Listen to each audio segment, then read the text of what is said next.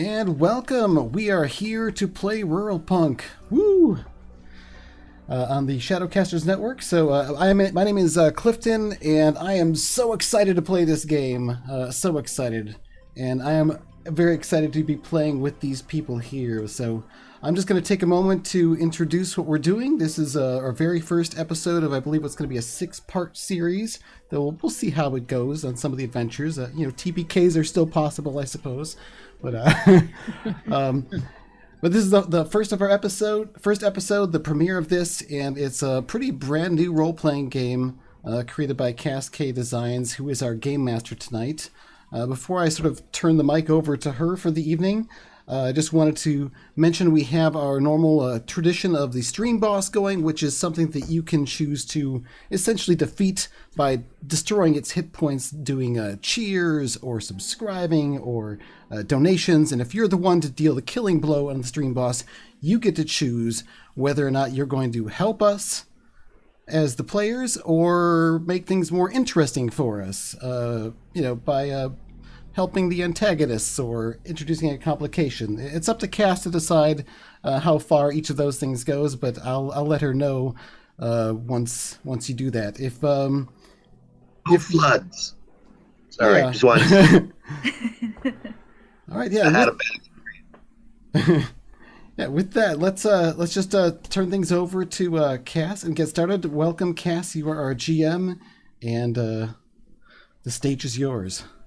Yeah, I'm so excited.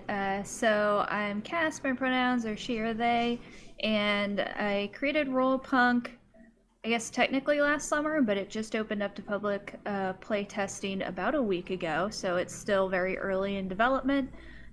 So it's gonna be fun running the players through it and seeing what works, what doesn't, and what crazy chaos they get up to. So I think first we'll just introduce our players a little bit. We'll introduce the characters once we jump into the action. And so I think what we'll do is just kind of go around, and if everyone can say briefly who they are and maybe a little bit about what they do, and then I'll say a little bit about the game and just jump into things. So Mac, who are you? Hi. Well, obviously I am Mac, as Cass has already. I am suddenly drawing a complete blank on who I am and what I do. I'm I don't know, I do a lot of Shadowrun stuff. I am the producer and sound editor for a podcast called Pink Mohawk Edition. Go listen to it if you haven't already. I also play one of the characters on there. Her name is Sergeant Butch. Yeah. That's pretty much what I do. My pronouns are she and they. So, yeah. Christian, how about you? My name is Christian Doyle, and I am an actor and a writer, and I work for Zombie Orpheus Entertainment as both of those things, and I run the game Masters of the Metaverse on the Zoe Live channel. So that's it. That's all I am. I'm defined by that. I am such big fans of all of you. Thanks. I'm a big fan of you too. Thanks. I guess I'm jumping in as myself here. I introduced myself originally, Clifton, also Mr. Johnson of the Arcology podcast. I do a lot of Shadowrun stuff, but also things with the Shadowcasters Network, of which I'm a founding member. And I make music as Prism Shard, which actually I created some for the intro video. So before we actually diving into the game, we'll start with that fun stuff. Ooh, it's really great. So I'll just say a brief thing about the game, and then we'll jump in. So Ruralpunk is basically based on the idea of it's a cyberpunk future, but instead of focusing on the metropolis, we're going out to the rural areas and seeing how this advanced future has affected them and left them behind. So all of our characters live in a small town called Sunville, and they're gonna sort of help and hurt the town through the different adventures they go on. I guess things to sort of know is there's this concept of souls in the world, and so you can be a cyber soul, so you're really in tune with technology and connected to that. You can be a mortal soul, which means that you're very much focused on people and sort of the social elements, or what's called a wild soul. And so one of the things that has happened in this world is through some different genetic engineering experiments, big business accidentally created a mutation that started to change wildlife. And in a lot of ways, wildlife has become the new apex predator. It's become intelligent and mutated and does weird stuff. So if you're a person who's sort of in tune with that and have some of those mutant sort of powers, then you're a wild soul. And I think that's kind of all I'll say about the game. We'll sort of introduce the different rules as we get going, but I think we're ready to jump in. All right, let's roll the stinger and the intro video. We'll be back to start the game in just about a minute. Enjoy.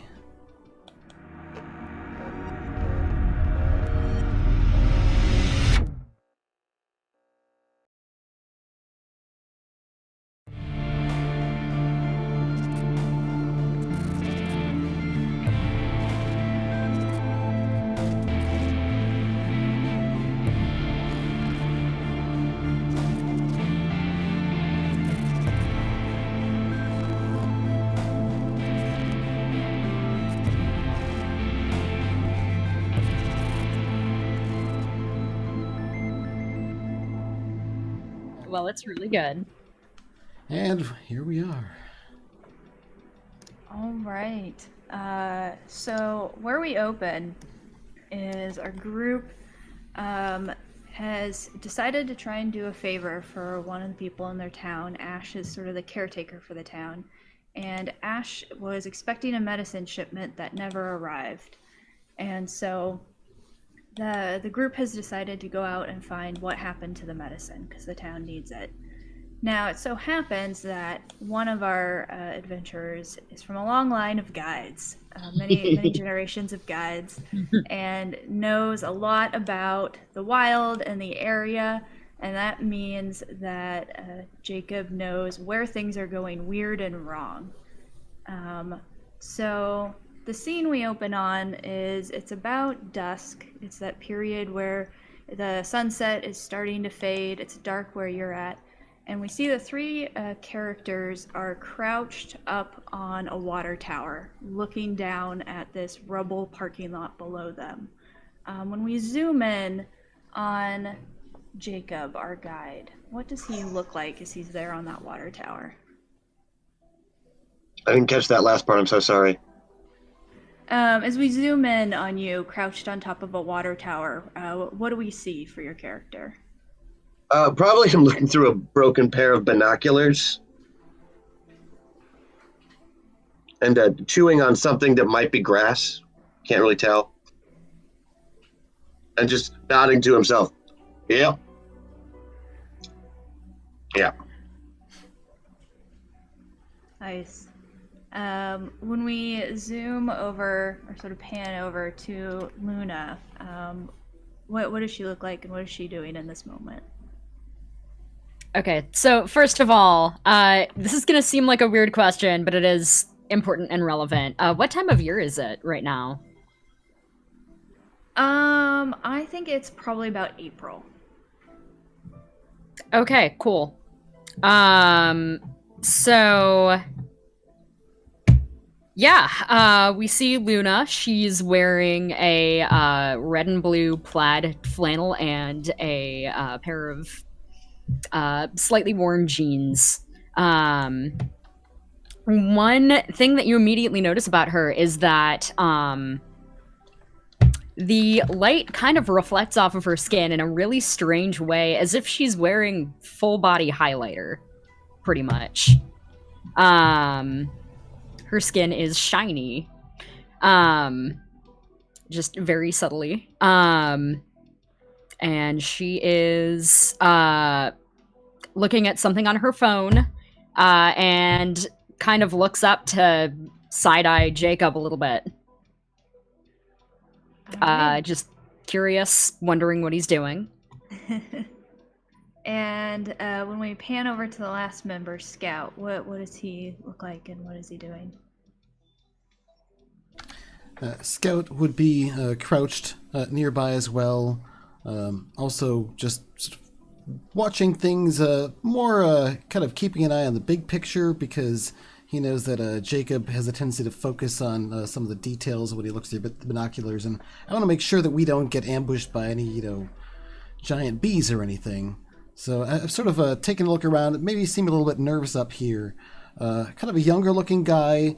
There's something odd about his skin, though, as you get closer. There's kind of dark veins, apparently, just here and there, but they're not really where veins normally would be. They more follow the contours of his bones, and he's got some unusual scars here and there where some strange things have sort of grown out and poked out of his skin that he's they would sort of dry up and break off after that happens, and leaving scars over there. But he's been warped by his time out in the wild at younger times, and he's maybe some more skittish folk find his appearance a bit unsettling. Mm-hmm. And wow, that's a lot of subs that were just gifted by Merkworky to a bunch of people. Thank you very much. You just beat the stream boss a bunch. Thanks, Merk. Thanks, dude. Yeah, so please let us know whether you are assisting the players or the GM. We'll have to maybe bank it because nothing's really happened yet. We're just setting the scene. Mm-hmm. Very soon. So we get that sort of pan over the three of you, and then I think the shot goes wide, and we see that the water tower you're on has one of those logos, and it's been very chipped off.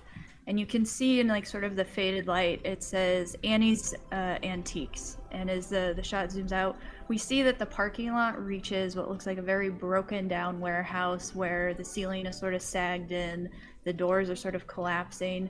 It's this huge warehouse that looks right now, the windows are broken in. It seems there's a lot of junk cluttered around. And Jacob, you would know this is a famous Annie's Old Antique Emporium, which is known for kind of a place where secret deals are made and maybe smuggling trade-offs happen. And I think we go in and we see through your binoculars. They're sort of old, so maybe the image is a little shattery. Yeah, one of the lenses is completely cracked down the middle. Yeah.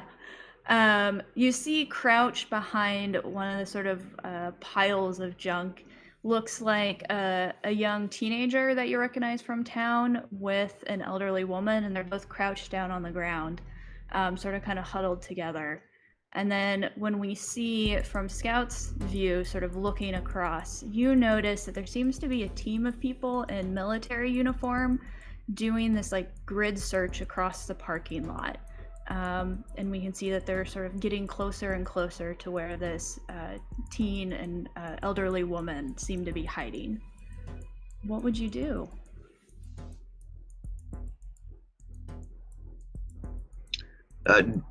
Do we recognize from where in town we recognize them? Like, are they people we know? No?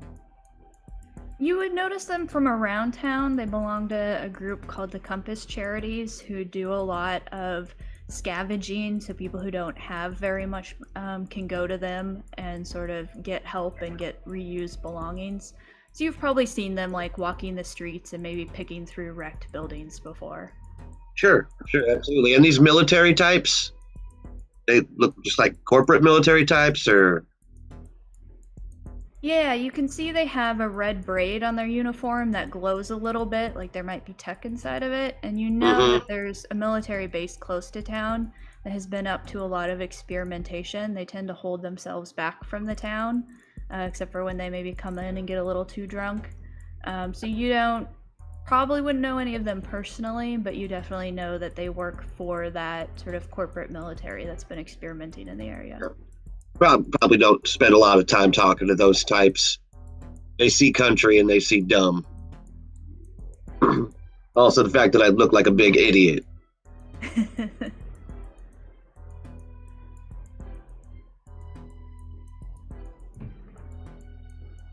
So you can see that the soldiers seem to be getting closer and closer to the hiding pair. And at the same time, you probably notice that it seems like the soldiers are very focused on their search, so if you wanted to take advantage of that, you might be able to get past them without being noticed. Well, it doesn't seem right to leave those fine people that they're hiding when they're clearly going to be shot. Is that what they're really going to do, though? Shoot them? They don't exactly shoot everyone they encounter, but I'm not sure that I'd want to take that chance, though. Well, I mean, they may not shoot them. Might just beat them up a little bit, and take them somewhere, put a bag on their head. Yeah, but how do you think we're gonna stop that? I mean, what do you think that we're gonna do against those soldiers? I wasn't planning on doing anything. Except maybe little distraction or something. Well, this whole thing is a bit of a distraction. They seem, I mean, how close are we to where the, we could slip by them right now. Went by? We could slip by them right now. Wouldn't be a problem. Just don't like leaving people. They look like they're in some trouble. But, I mean, if you want the jackboot of corporate America to come down on those two people from the same town that we're in, I suppose that's a good idea. All right. It seems like extra trouble, but I think you're probably right. If we don't do something, they're going to have a problem, and if we don't do something, who will? Yeah, well, I don't like the idea of just leaving them alone. All right, I guess we're going to need a distraction then. Yeah, I'm going to climb down.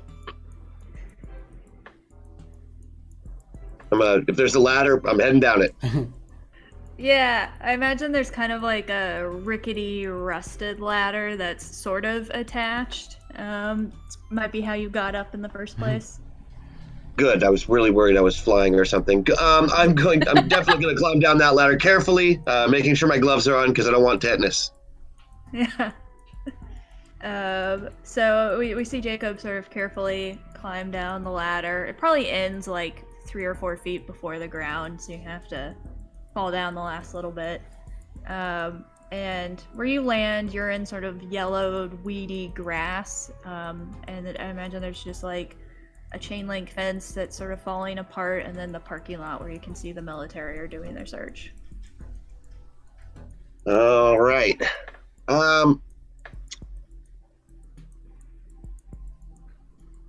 Is that a regular big metal water tower like you see in small towns generally? Yeah. They're the kind that probably used to be painted an ugly shade of green? Yes. All right. Well, once I get to the bottom, and if anybody else is coming down, I don't know.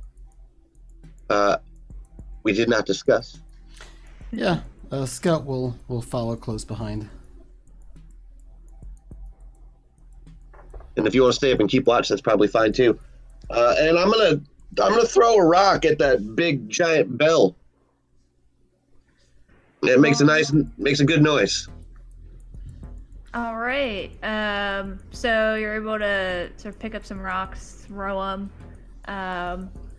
So how it kind of works with the core rules is if you hit an obstacle where things might not go the way you want, or there's something stopping you, you can tell me what you want to have happen, and then we roll to see how close that actually is.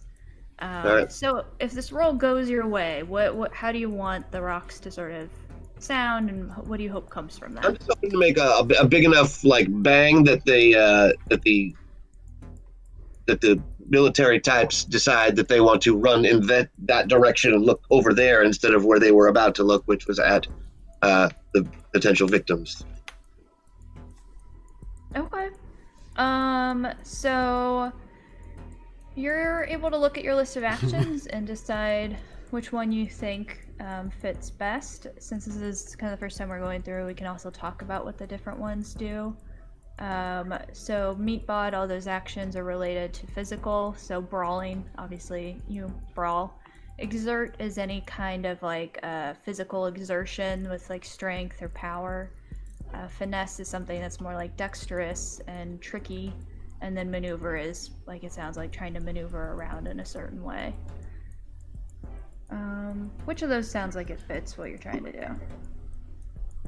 Well, I guess probably exert. I mean, I'm just throwing a rock. Yeah. All right. If you click on the exert, we'll get our first roll of the game. It is not a skill that I have, mind you.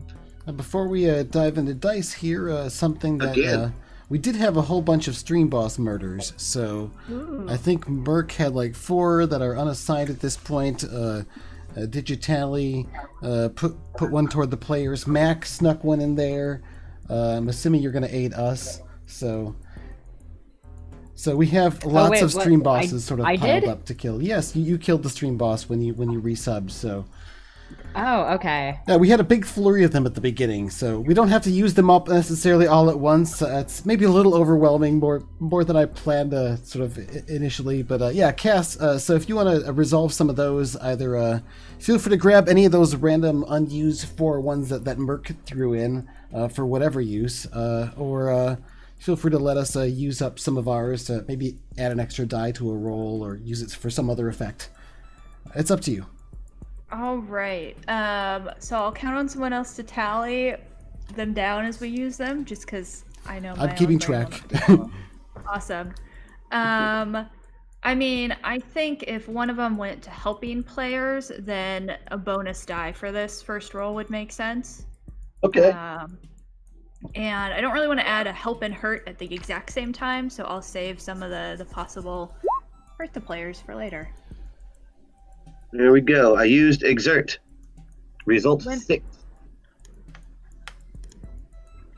Ooh, look at that. So, how it works in the rolls, 1 to 3 means you don't do what you want and there are consequences. 4 or 5 means you do what you want and there are consequences. And a 6 means it happens exactly like you want. So, Jacob, I feel like this isn't the first time you've maybe distracted or caused destruction by throwing rocks at things. It's true, and I know that I used to like come up to this water tower all the time and bang on it like a drum. So that was when I was starting my career as a folk musician before I decided to become a guide again. I'm personally really glad you decided to become a guide again. Well, I only wrote that one song about you, and it wasn't supposed to be mean. I thought it was really funny. Thank you. You thought it was funny.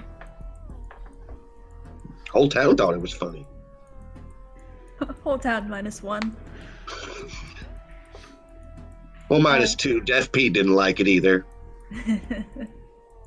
He actually read the words. We call him that because he's blind. So the rock hits the water tower, and there's this like boom sound as it hits it, and maybe kind of in the dusk because it's getting darker. It just seems like the sound really just carries across the prairie, and so you see exactly like you want. All 4 of the military who are searching turn your direction, and you hear a female voice say something, and then 2 of them start walking in the direction of the water tower. Their rifles aren't sort of in the position to shoot yet, but you can see that they're ready to pull them up.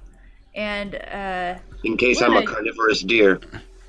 Oh, good. The Luna, distraction's you just working. had this loud explosion sound right next to where you are on the water tower. Yeah. I'm not quite sure what I'm gonna do about that. I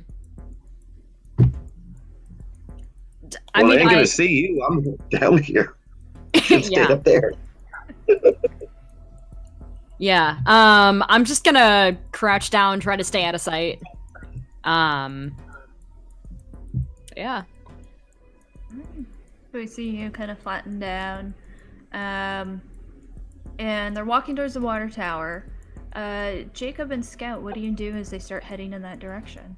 Well, I'm gonna kind of come out, kind of meet them halfway. I guess since Jacob has the distraction side of things covered, I'll go and see if I can catch up to those people who are hiding, and find out what they're up to, and maybe they might know something about this missing medicine supplies. I'm gonna try to sneak over there and not get noticed, and maybe they'll just Jacob's well known in the area. They probably don't go around shooting well-known guides for no reason. No, they usually do it with a reason. All right, so we see Scout sort of giving them a wide berth as you sneak over, and we'll see how that goes in a moment. We can see Luna crouched down. And do I have against the player boss slaying option? Sure. You can grab some of the ones that Merc did. Okay. Jacob, you realize that the soldier walking up, you've met her before, and the last time you met it involved a bar fight. Uh-oh. So, how are you responsible for the start of that fight? Well, I was probably trying to defuse the situation as I'm a professional mediator. And it probably just did not work out well for me because although I am a professional mediator, I am not an incredibly charming man. All right. So we see her approaching. She's wearing just kind of nondescript military uniform, that red braid. And I think we probably noticed that her skin is almost golden, her hair is golden, and her eyes look kind of metallic and slightly inhuman. And she stops and looks at you and says, "Bottle breaker, what are you doing out here?" Well, I'm a guide. I was guiding, looking for new paths to blaze and trails to blaze. What are you doing out here? She lowers her rifle a bit and says, "I think the only thing blazing out here is you." Well, that might be accurate to a certain extent. Yes, I have taken my medicine this morning. If that's what you are asking. At that moment, I think You we're need gonna help cut- finding anything? My rates are real good. She rolls her eyes a bit, and you see she's actually relaxing a little more. And she says, "Well, there are some things we've been noticing out here. Well, do tell. Why don't you come over and talk with my friends?" And she sort of steps aside and motions you towards back towards the rest of the military members. Oh, well, don't mind if I do. I haven't had a good group conversation in some time. I see you all share similar tastes in clothing. So we see you walk off with them. Scout, how are you trying to sneak or sort of escape notice? Well, I'm I trying would real hard say, to be big and loud. yeah, I would say maneuver with skill and grace sounds appropriate. So I will use my maneuver action to sort of carefully and cautiously move without making noise or bumping into things and sticking to the shadows and the tall grass and the big rusty objects. All right. Before you roll, so there's different ways that you can improve your roll, and we'll kind of go through those. But one of them is, as teammates, you can assist each other. So basically, you would spend one stress to give your teammate a bonus die. Now, you don't have to do it, but Jacob, it sounded like if you're trying to be extra loud and distracting. Yeah, if that's an option. I'd love to give it a try. Yeah, so you just mark one stress on your character, Okay. and then Scout will add a bonus die when they roll. All right. All right, rolling my dice. A 4. Okay, that's not terrible. No. So, a 4 is going to be you do it, and there's some complications. That said, there's two ways to avoid complications. One, if you do something called overcoming limits, you can turn any roll into a success, but you have to mark a condition, and that might complicate any of your future actions with that attribute. Or you can use stress to try and resist a complication. Or you can just accept that there's going to be some sort of complication. I think I'll just accept a complication. Life's complicated. Yeah. I I think what it is as you're sneaking sort of towards them, you knock over some bottles and there's kind of a clattering. And when you stop to see if anyone noticed, none of the people in the military group did, but the people you were creeping towards did. And they glance over you with wide eyes and turn and start kind of crawling out in the open, sort of exposed towards the antique ruined warehouse as if to get away from you. Okay, I'm gonna kind of wave at them in an attempt to be friendly, but it's probably hard to tell whether I'm being friendly or not, just from the gesture. Because, yeah, I'll keep following. Sort of, hey, keep it down though. So we get almost this kind of train as they're like crawling towards the Emporium, sort of getting quickly across the parking lot, and you sort of crawling, sneaking after them, waving your arms. Yep. And you don't get seen by the military. Your companion is being quite friendly and loud with them, so they don't really look over. They're very focused on him. I think you get to the warehouse, and you can see that the window's been completely shattered. And when you peer in, you just get this very like musty, stale air smell, and you definitely hear like whispered conversations happening inside the darkened warehouse.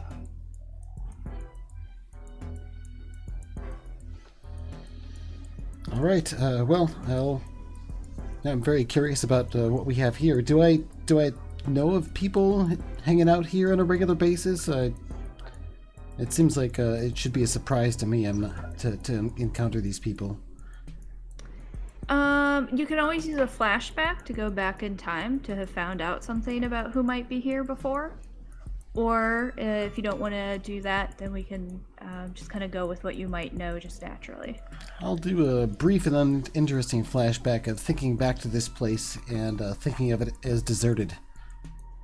Mm-hmm. So not technically a flashback, but... Yeah, we just kind of see in your mind. You've probably heard stories. So I think you've heard stories that this was once a huge tourist attraction, and that people even would come from the city and would follow these signs to this like elaborate, almost the size of like a city block emporium of various antiques from the generations. And as far as you know, no one goes here because it's haunted. And the stories about what haunts it and why you shouldn't go there have probably changed throughout your life. Like when you were a kid, it was the boogeyman, and then as you got older, it was, no, there's gangs that are in there, and then older, maybe it was the military messes around. So you've heard different stories, but always dangerous and bad, of what lives in this abandoned emporium. Apparently these people don't think they're true. Or maybe they started the rumors. I'm going to use my encrypted communicator. I'll mark off a unit of my load here to send a comm message to Luna, hoping that she has her communicator handy. Always see if do. I can raise her on it. Hey, Luna. Hey, what's up? I didn't hear any gunshots. I don't think they shot Jacob yet. Seems like they're awfully chummy. Is that going okay? Yeah, as far as I can tell. I'm going to very carefully, kind of, like, look up a little bit, see if I can see what's going on down there. So, Jacob, that's a good question. She looks over, what is going on? Sort of, how are you interacting with the four soldiers? Well, I mean, if they're not specifically there to beat me up, I am telling them a bawdy joke about a horse with two heads. So I think when you look over Luna, you can see that, like, it seems like one or two of them are laughing, and it's like a little bit of that forced, kind of awkward laugh, and then maybe one of them's like genuinely laughing.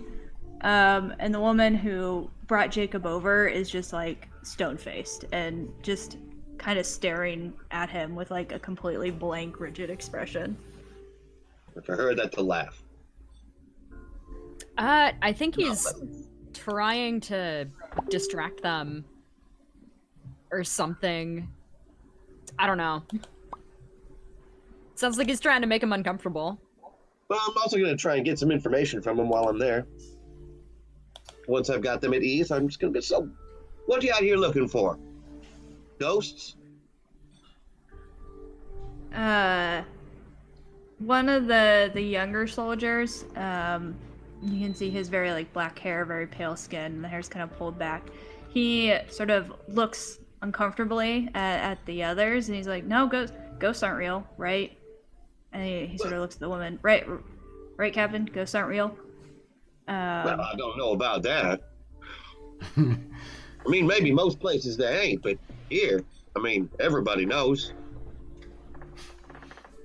One of the other soldiers joins in and sort of like nudges the younger one. He's like, yeah, everyone knows. Guide, why don't you tell them about what you've heard? Well, I mean, they say there was some murders back here some years back, and the spirits of the victims and also of the killers are still haunting this place today. They say nobody who goes in there ever comes back out again unless they're running. That's real.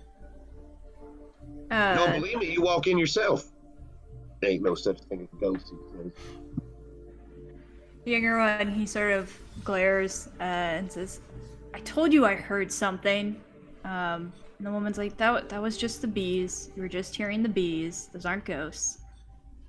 Oh yeah, because bees, they like to settle inside warehouses. It's a common bee's nest. Your city folk, you don't understand that is clearly a joke. They do not. They prefer trees. Everyone knows that. High places, outside, direct sunlight, very important. Bees love sun. Inside a warehouse. Nope, that was ghosts. Plain and simple.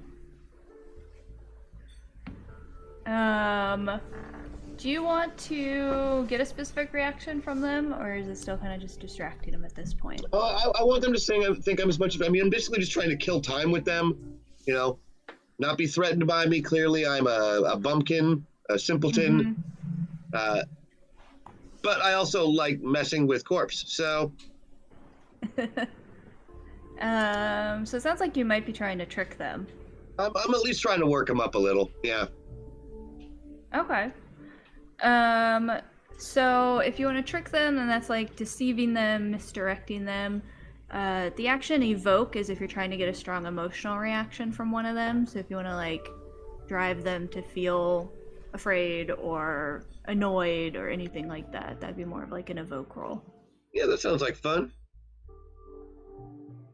All right. They do not care. They do not care for my evocation. All right, we got a 2. So you can always overcome limits and turn that into a success. Well, no, there's no big stakes here for me on this. It's like, hey, do they have the willies? Great. If not, also fine.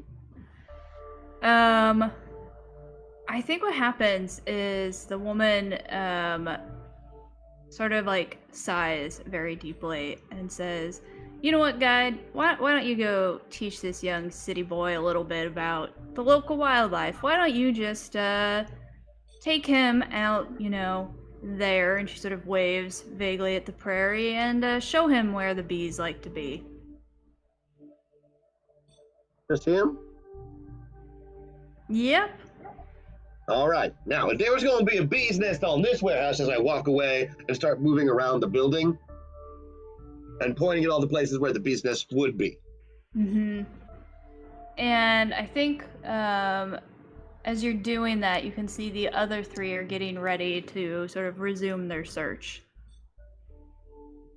And I imagine that, Luna, you might be the first to notice that the other 3, watch Jacob walk off with sort of the new young recruit, and then they are searching the parking lot, maybe moving closer to where Scout was. Okay, I will obviously let him know. Scout, they're coming your direction.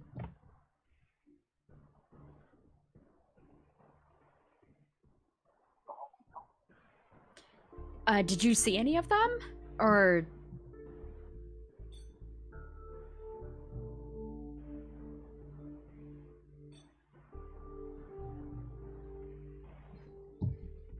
I mean, I don't really think ghosts are real, but in this world, you know, pretty much anything can happen. Yeah. I don't know.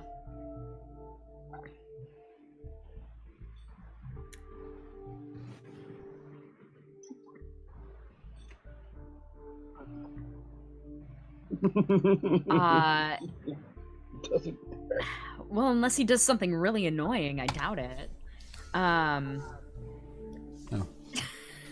Oh, I had my microphone muted for the OBS thing. Nuts. So, yeah. No.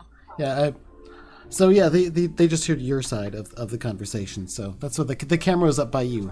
So they couldn't hear what was coming out of the comms. So, yep.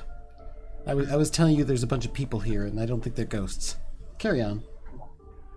Well, try to see what you can figure out about them, but stay out of sight.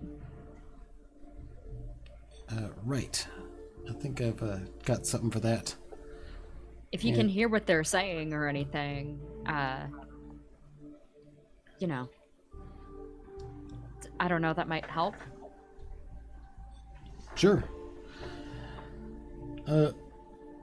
You want to just hang out up there and watch what happens? Let me know when the military guys get closer. Do you want to come down here and give me a hand? Or do you think we need to get Jacob out of trouble? Not like I can really go anywhere else at the moment. Now that I've got this, I think those military guys are probably gonna act, you know, pretty suspicious if they see somebody climbing down off of the water tower. Yeah, good point. So now that I got this young fella, this young impressionable recruit, just trying to learn the ropes. Mm-hmm. I figure that it is easier to trick one young person than it is several seasoned people. Yeah. And so as we're moving along, I'm going to suddenly pull out my binoculars and look off into the distance and go, I wonder what that was. Until he asks me until he asks me. There's still a, help the players, boss lane, isn't there? Yeah, we're sitting on 3 for the players yet and 2 for the GM complications. So you've got a lot to work with. So yeah, I'm holding up the binoculars. I'm like, wow, it seems a little late for a couple of people to be out for a run, doesn't it? He says, yes, you should go back to the others. You won't be safe here. And then he just starts running out into the prairie. Well, bye then. He yells back, I've got this. You're safe, sir. Don't worry. I'll keep you safe. And you're going to hear his voice echoing. And then I'm going to head back over to where the other military guys are. You know, your young fella, he just run off after a couple of other people who was running. The woman, something about me being safe. Rests her anyway, hand. He looked like he was in a hurry. The woman rests her face in her hands for a second, and she's like, you know what? I know this is your fault somehow. I don't know how, but you're always causing problems. Why don't you just sit down right here? And she kind of motions with her rifle at the ground. And, you two, go get the puppy before he, breaks a nail or something. He did look a bit fragile. Just sit right here then? Right there. Sit on your hands. Don't move. If you move, I might take you for a killer deer, and who knows what'll happen then. You will fall down. That's what will happen. You could not possibly mistake me for a deer. It's ridiculous. Mistake me for a deer. Do I have 4-inch fangs? No, I do not. Deer do. She kind of squints at you. Oh, no, I see some fangs. My report might just say there was this deer, just came up off the ground, and oops, tragedy. Oh, your report. There'd probably be a lot of paperwork if any protocol was broken.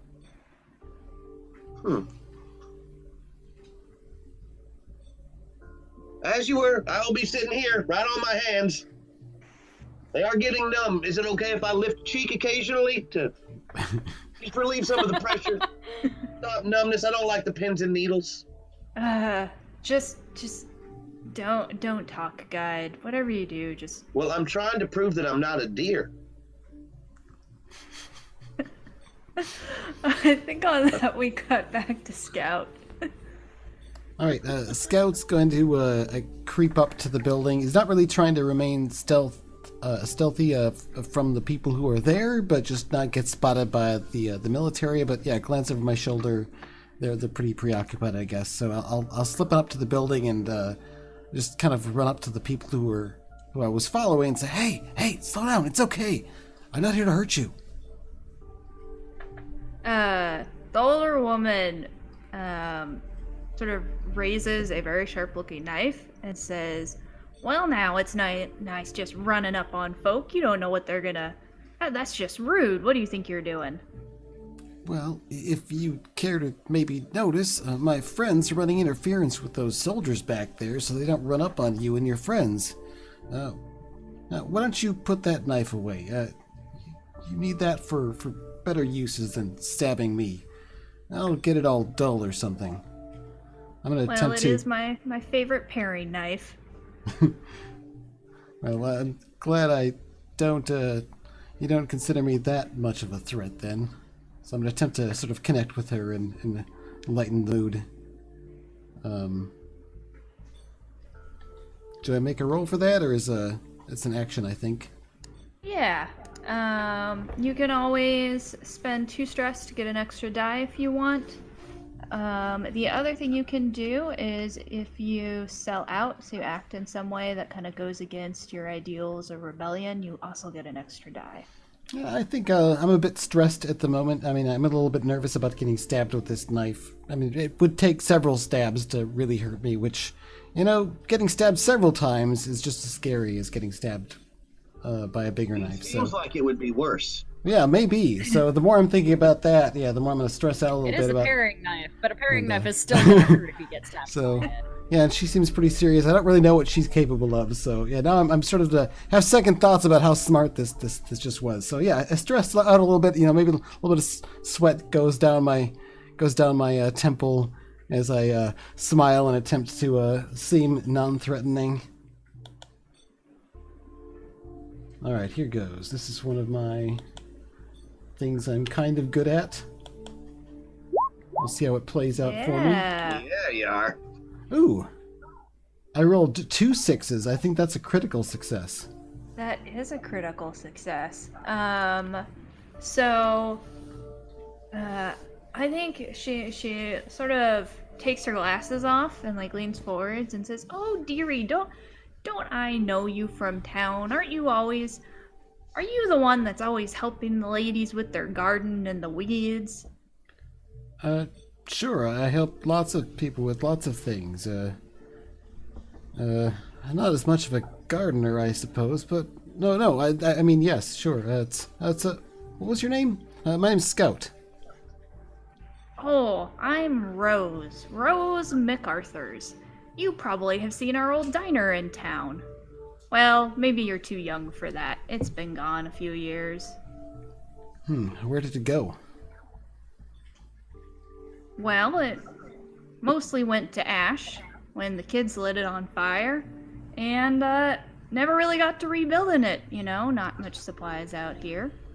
But what is a nice boy like you doing out here so late?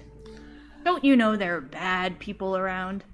Oh, don't you worry about me, Rose. Me and my friends know how to handle ourselves. As a matter of fact, yeah, my friend Jacob's dealing with those bad people right now. Keep them off of us. But Ash, the caretaker from town, actually let us know that, he was expecting a shipment of some medicine to come in, and it never did. So we're looking into it for him. I was hoping, actually, if you've been around out here, you might have seen or heard something about that. But are there a bunch of people there?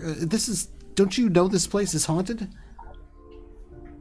Oh, yes, people are always hearing voices. Don't you mind them. I'm sure there's nothing going on, but Medicine. Maybe Prima saw something. Prima, and you see the sort of teenage girl come over, and she sort of takes Rose's arm a little bit and says, yes, Granny, what's going on? She says, well, this fine boy is looking for some medicine. When you've been poking around in the odds and ends, did you see anything like that? And you see the girl Prima, like, she sort of grimaces a little bit and says, oh yeah, I saw it from a distance. No one could get too close. Oh, that doesn't sound good. Are you talking about the shipment that was coming in? Did something happen to it? Looked like it might be a couple shipments stacked up there. But, well, and then she sort of takes a flashlight and raises it to, like, the corners of the room, and it's red light, so sort of night vision light. And you see what looks like an enormous, like, honeycomb hive, but it's like a sort of crimson red, and it's sort of shimmering in an unnatural way. And she says, yeah, these have moved in all through the Emporium. Looked like the medicine room, that might be where they started.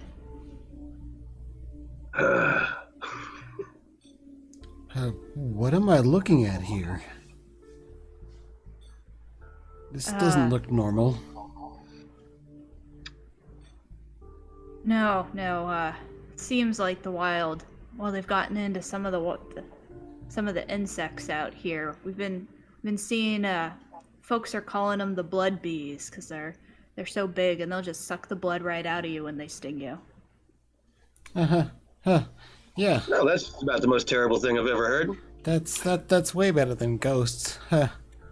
Blood bees. Don't like that at all. Fun. Okay. I think I'm going to. I've got to look into this. Let me go check with my friends. You said this had something to do with the missing medicine, though?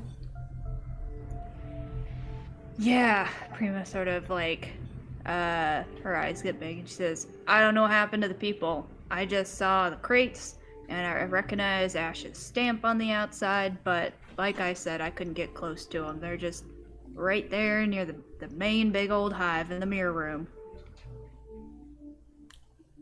Oh, okay. That's fantastic. Well, I found out what happened. I think Ash will be very pleased. Thanks so much for your help. I think I have a friend to go get away from the military, rescue him from them. Yes. Thank you. It was nice to meet you, Rose. And I'm sorry, what was your name, young lady? Prima? Very nice to meet you. Excuse me. I sort of back away and watching for any signs of bees, giant blood-drinking bees. Grabbing my comm just as I get out. Guys! What? Yeah?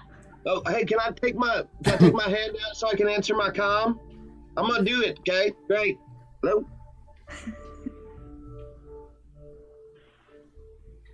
What's going on? She just kneels down to listen next to you. Oh, hold on. Got a Lissy Lou. I look over at her.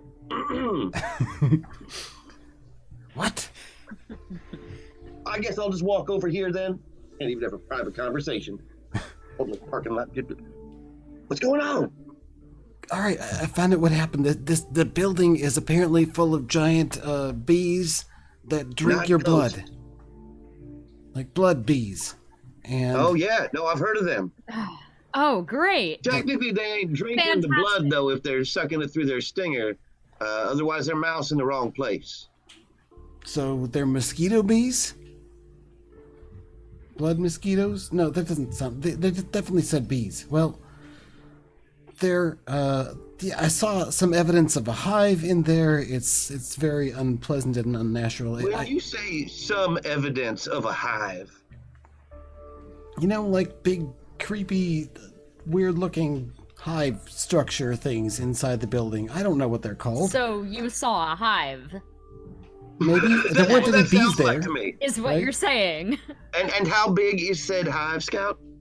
I only saw a little bit that was inside the room I was in, but big, okay? Big. And, yeah, this lady Prima said that, the bees Bigger killed... than a basketball? Well, how big are we talking? Are we talking like The hive, the yes. Basketball? size of a dog or the Beach size ball? of a semi? Well, I didn't see any bees, but the bee-like structure took up a good portion of the room, so... Big, okay? Oh, fantastic. Well, we got to go get rid of that right now. What? Why would we do We have that? to get rid of that right now. Is that really what we're supposed to be doing out here? Okay. Those bees are murderous. If they've got a hive that big, that's dangerous for the entire town. Okay. You make a good point there. Yes, but here's another point. There's us that could get killed by the bees. Any word on that medicine? Yes. Apparently the bees have it. Well, then we Oh, have to even stop better. those bees right now. Okay. Just alternate point here. I wanted to mention. We're supposed to find out what went wrong with the shipment. Well, apparently people got killed by bees. So we've kind of found that out, haven't we? You know, we sort of did what we set out to do. Uh-huh. And I mean, yeah, but you know, we got to get this medicine to Ash. well, This is he seems important. to... Yeah, Scout seems to think that we can just tell Ash about the medicine, and that's the same as bringing the medicine to Ash. No, not the right? same, but still, you know, It's- a valid it's not the completion same. of a. I mean, we may. I don't know. Maybe we can get backup or something, but Well, do you think you can get those I military people to certainly help? don't want to take on an entire, you know, room full of blood bees. With Are you under like, the two other- impression that we are going to be fist fighting these bees in some manner? I would like to avoid that very much, please. I don't They're want to just fight them. wildlife. We only need a couple of things. We put them to sleep, then we burn them out. Very, very simple. Or, alternatively, we send Scout in there with a very large stick, have him hit it, and then run. I like the other plan much better. Let's go with All that. right, then. We sleep them, then we burn them. It's making it sound real easy, when in fact it will be quite the endeavor, I'm sure. Okay. Well, let's see. Normally, I would use smoke, but as it is inside, that is a good way for us all to die very quickly. Well, if we just put the smoke inside and we're not inside, then you know. Do we have a means to produce a lot of smoke and direct it inside a building without burning the structure down? Shouldn't be too difficult. I could probably work something up if I don't have a bunch of soldiers running around threatening to shoot me if I'm trying to do that. Well, I've got a friend who knows how to make a smoke bomb. All right, then. Now we're talking. Yeah, smoke bombs are easy. But a smoke bomb is Yeah. usually good for a bee's nest. What about, well, how big a smoke bomb do you think you need for a bee's nest the size of a room? Probably a pretty big smoke bomb. I don't But- think I really conveyed to That's you what I'm thinking. how large the hive is. So the part that I saw was apparently just like the tip of the iceberg. There's a lot more further inside where the crates are. Wait. That might be a way to do it. Yeah. Well, Alright. bees hibernate when it gets cold, so if we just cool it down in there to where they fall asleep, we can probably just, I like work around it. I like the idea of maybe combining both of those ideas. So first of all, quick question: do I know about your ability to make things cold and sleepy, or is that a secret? Yeah, because anytime he even uses it on accident, steam comes rising off of him. Very annoying. All right, so maybe And he likes to chill people's drinks for them in town. So I'm thinking we set up a big, some sort of arrangement to fill the place with smoke, and then move in. Most of the bees will be mollified or sleepy, hopefully, and then as we go, you can use your natural or unnatural, as the case may be, talent. Nothing unnatural about it, just the way of things now. Sure, fair enough. Wasn't making judgments, just so you use your special talents to make them even calmer. That way, one thing helps, so the other both. There's smoke in there. Shouldn't we do the freezing before the smoke? I was thinking smoke first, and then we move in after the smoke as it's clearing out. They'll be calmer, but I don't know. You're more of the expert of the wild things out here. I was just kind of hoping to sneak up on them, and then make the hive real cold. Well, I don't think that just sneaking up on the bees is really an option. Well, not when you walk all heavy-footed like you do. I don't walk heavy-footed. You do kind of. Heard the song. What do you? Heavy. Okay, yeah. Well, that was a stupid song that you made to make fun of me. I merely pointed out. I realize now I'm not really paying attention to the volume of my voice. So, hopefully, our military buddies on the ground don't hear me. Well, I guess that's a question. Do I have any against the player points left from defeating the boss? 2 still, I and there's think still you do. 3 for the players, and we've had the stream boss killed yet again, with the, no declaration yet at that point, so that one's still up in the air. I think I am gonna kind of combine them a little bit, and that, Luna, your voice is, I think it's the mention of the song that maybe your voice gets a little higher or louder than it had been. Probably. I think what happens is, the woman in the military suit, she sort of shades her face, even though it's dark. It's almost like it's just habit to sort of peer over at the watchtower, and then looks down at Jacob, who she wasn't quite sure if he was talking to people or just saying random stuff because it's weird. And she says, guide, sounds like you need to be able to distract some nasty critters you might find in the area.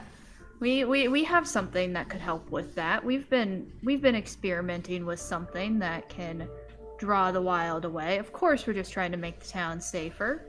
But maybe we can make a deal. We'll give you our equipment. You'll test it out for us. How does that sound? It sounds like a job. And I charge for those. Oh. Well, you are out past curfew, and I hear the fine for that's gotten pretty big these days. Maybe we'll just let it balance out. Right. Alternatively,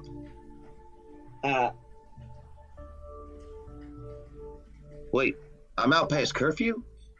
So it's going to be dark any time now then, right? I mean, nobody would be able to see what happened to anybody in this parking lot at that point, right? She I'm lists sorry, her wasn't it rifle. already dark? Yeah. Edge of dusk, right? Yeah, so I think if you say that, we definitely see it's sort of the sun has sunk completely below. Man. But yeah, no, I'm basically just returning the threat in a very nonchalant way. Mm-hmm. Do you want to also, I don't want to hear any more like that, so I'm going to roll to enforce my point. I like that. And do you want to take an extra die from your player pool of help? Sure. All right. After that, I believe we're down to 1 more for the GM and 2 more for the players. There's a 5. All right, so that is a success with complications. I'm going to use stress. Okay. Right? So if you want to resist with stress, how it works is I'd tell you what the complication is going to be, and you can propose how you want to minimize that. All right. So you get what you want. So I think she's gonna stop threatening you. Great. And she'd be willing to hire you, but you would have to file like official documentation saying you're working for the military as a contractor. So there'd be a paper trail of you helping. Oh, that's fine. It's not the first time I've had to do private contract work for a corporation. I mean, you gotta eat. As long as it doesn't harm the town in any way, I'm fine with it. So one thing you will remember, quote unquote, from session 0 is one of the things we talked about was what will increase tension in the town. And tension will increase if anyone in town finds out the military's doing these experiments. So the chances of that happening go up significantly if you're going to be using her equipment and contracting officially with them. Well, then I will pass. Town comes first. All right. So if you want to resist, what you do is you're trying to evoke. So the attribute for that is ego. And it will cost 6 stress minus the highest value roll.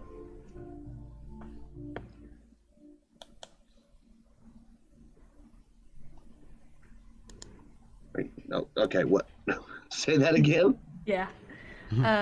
Whenever you're resisting, you're using the related attribute. So since you were evoking, that attribute is ego.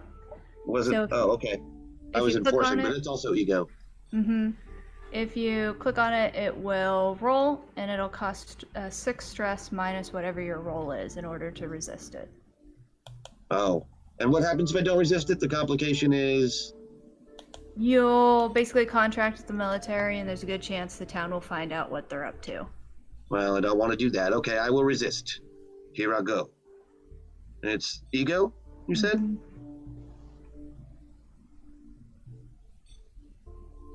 Yes.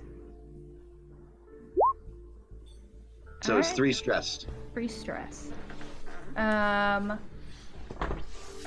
So when she sees that you're sort of hesitating, she says, "All right, well, we'll pass on the official paperwork, but I'll pay you for this job, but you're gonna owe me one." That's the opposite of paying me for a job.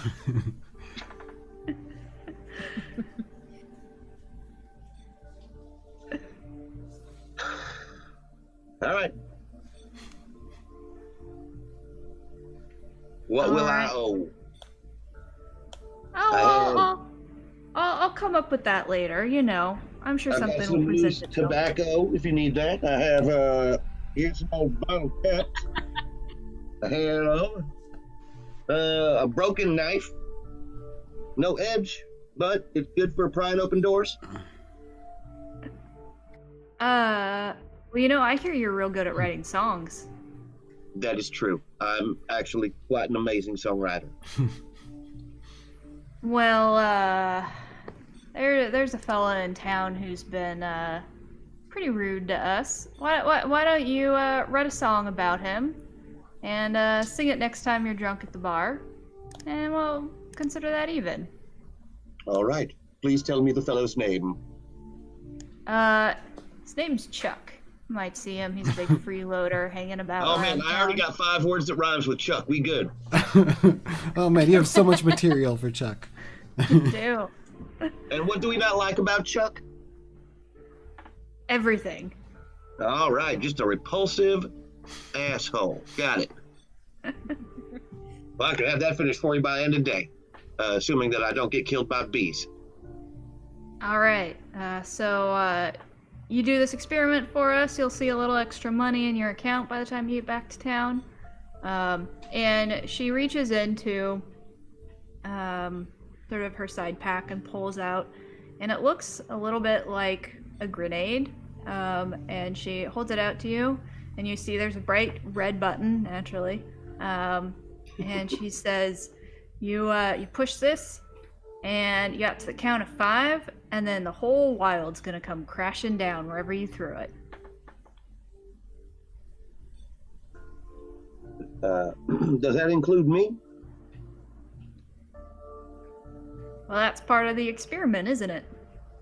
I suppose it is. I will stand well back. But I thank you.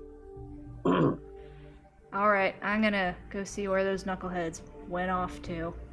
Oh, I Okay. sent him running. I mean, he went running just roughly southwest there. You could probably still see him. You got some binoculars. She sort of goes off in that direction, and you can hear her swearing a little bit under her breath. Okay, guys, I think I got us some help. Good. Good, that's good. So the soldiers are going to help us with the bees? Not exactly. What But do you I mean, did not manage to- exactly? I mean, not exactly. As in, they are not going to help us with the bees because we don't want their help. Isn't that right? Well, yeah, yeah, you're right.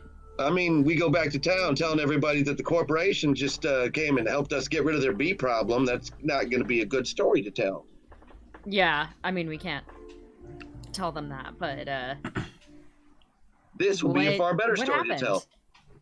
I got a grenade of some kind with a big red button on it that will, quote unquote, bring the whole entire wild crashing down on wherever it happens to be. For distraction purposes. Right. I don't know if I like the sound of that. Neither do I. And being intimately connected to the wild as I am, I would prefer not to be the one to push the button. You know, Luna, you tend to be pretty good with the super high-tech stuff. Do you think you might be able to take a look at that thing and make sure it's not gonna, I don't know, do something else? Yeah, I can try to. I've been I'll see working what on I can figure out about it. I've been working on a solution for the smoke if we still want that, but it's almost ready. Okay. All right, Scout. When you say that, if we like pan over to you, what you said you're working on a solution to the smoke?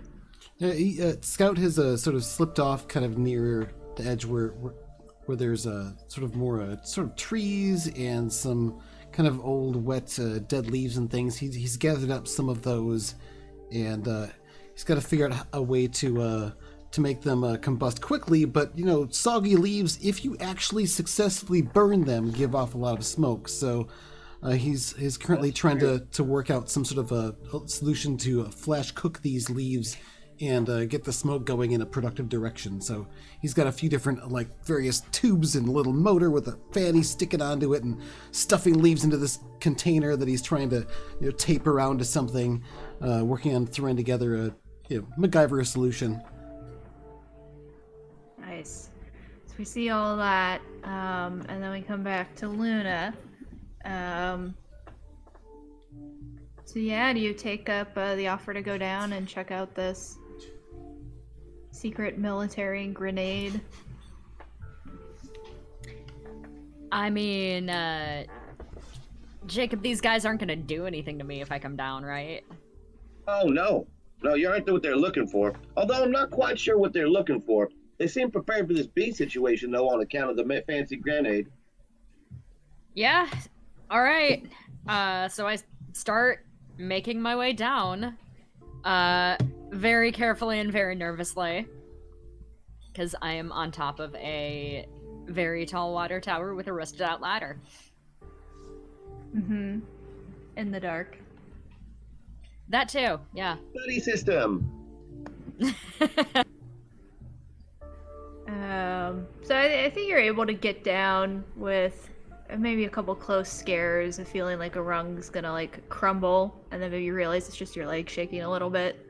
And you're able to come out. When you kind of come out and come down, you can see that it looks like Jacob's just made the military people vanish somehow. Like they're not around anymore.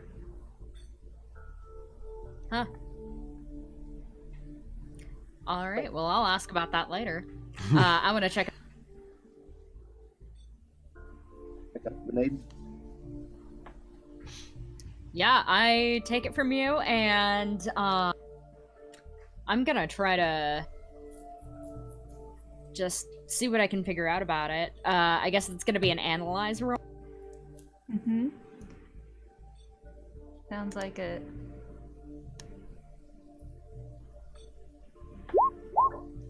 Ooh. That There is you go. That's a Yeah, 6. 6 out of 6. All Yeah, right. nice. So you've seen something like this before. When would you have seen something that was sort of mil-spec experimental tech before? Well, I do run I don't run it. I work at my uncle's tech repair shop, in town, and people bring in all kinds of things, to the shop, and most of it is salvaged. So I guess somebody's brought something similar to this in. I think it was probably defunct, uh, when they brought it into me. Mm-hmm. But I was able to rig it up for the purpose that they were trying to get it to serve. And yeah. Okay, that makes sense. So I think probably as you're analyzing it and inspecting it, you probably notice it seems like this is a more advanced model. And the version you saw before was, it seemed to be like tech that was maybe a generation or two old.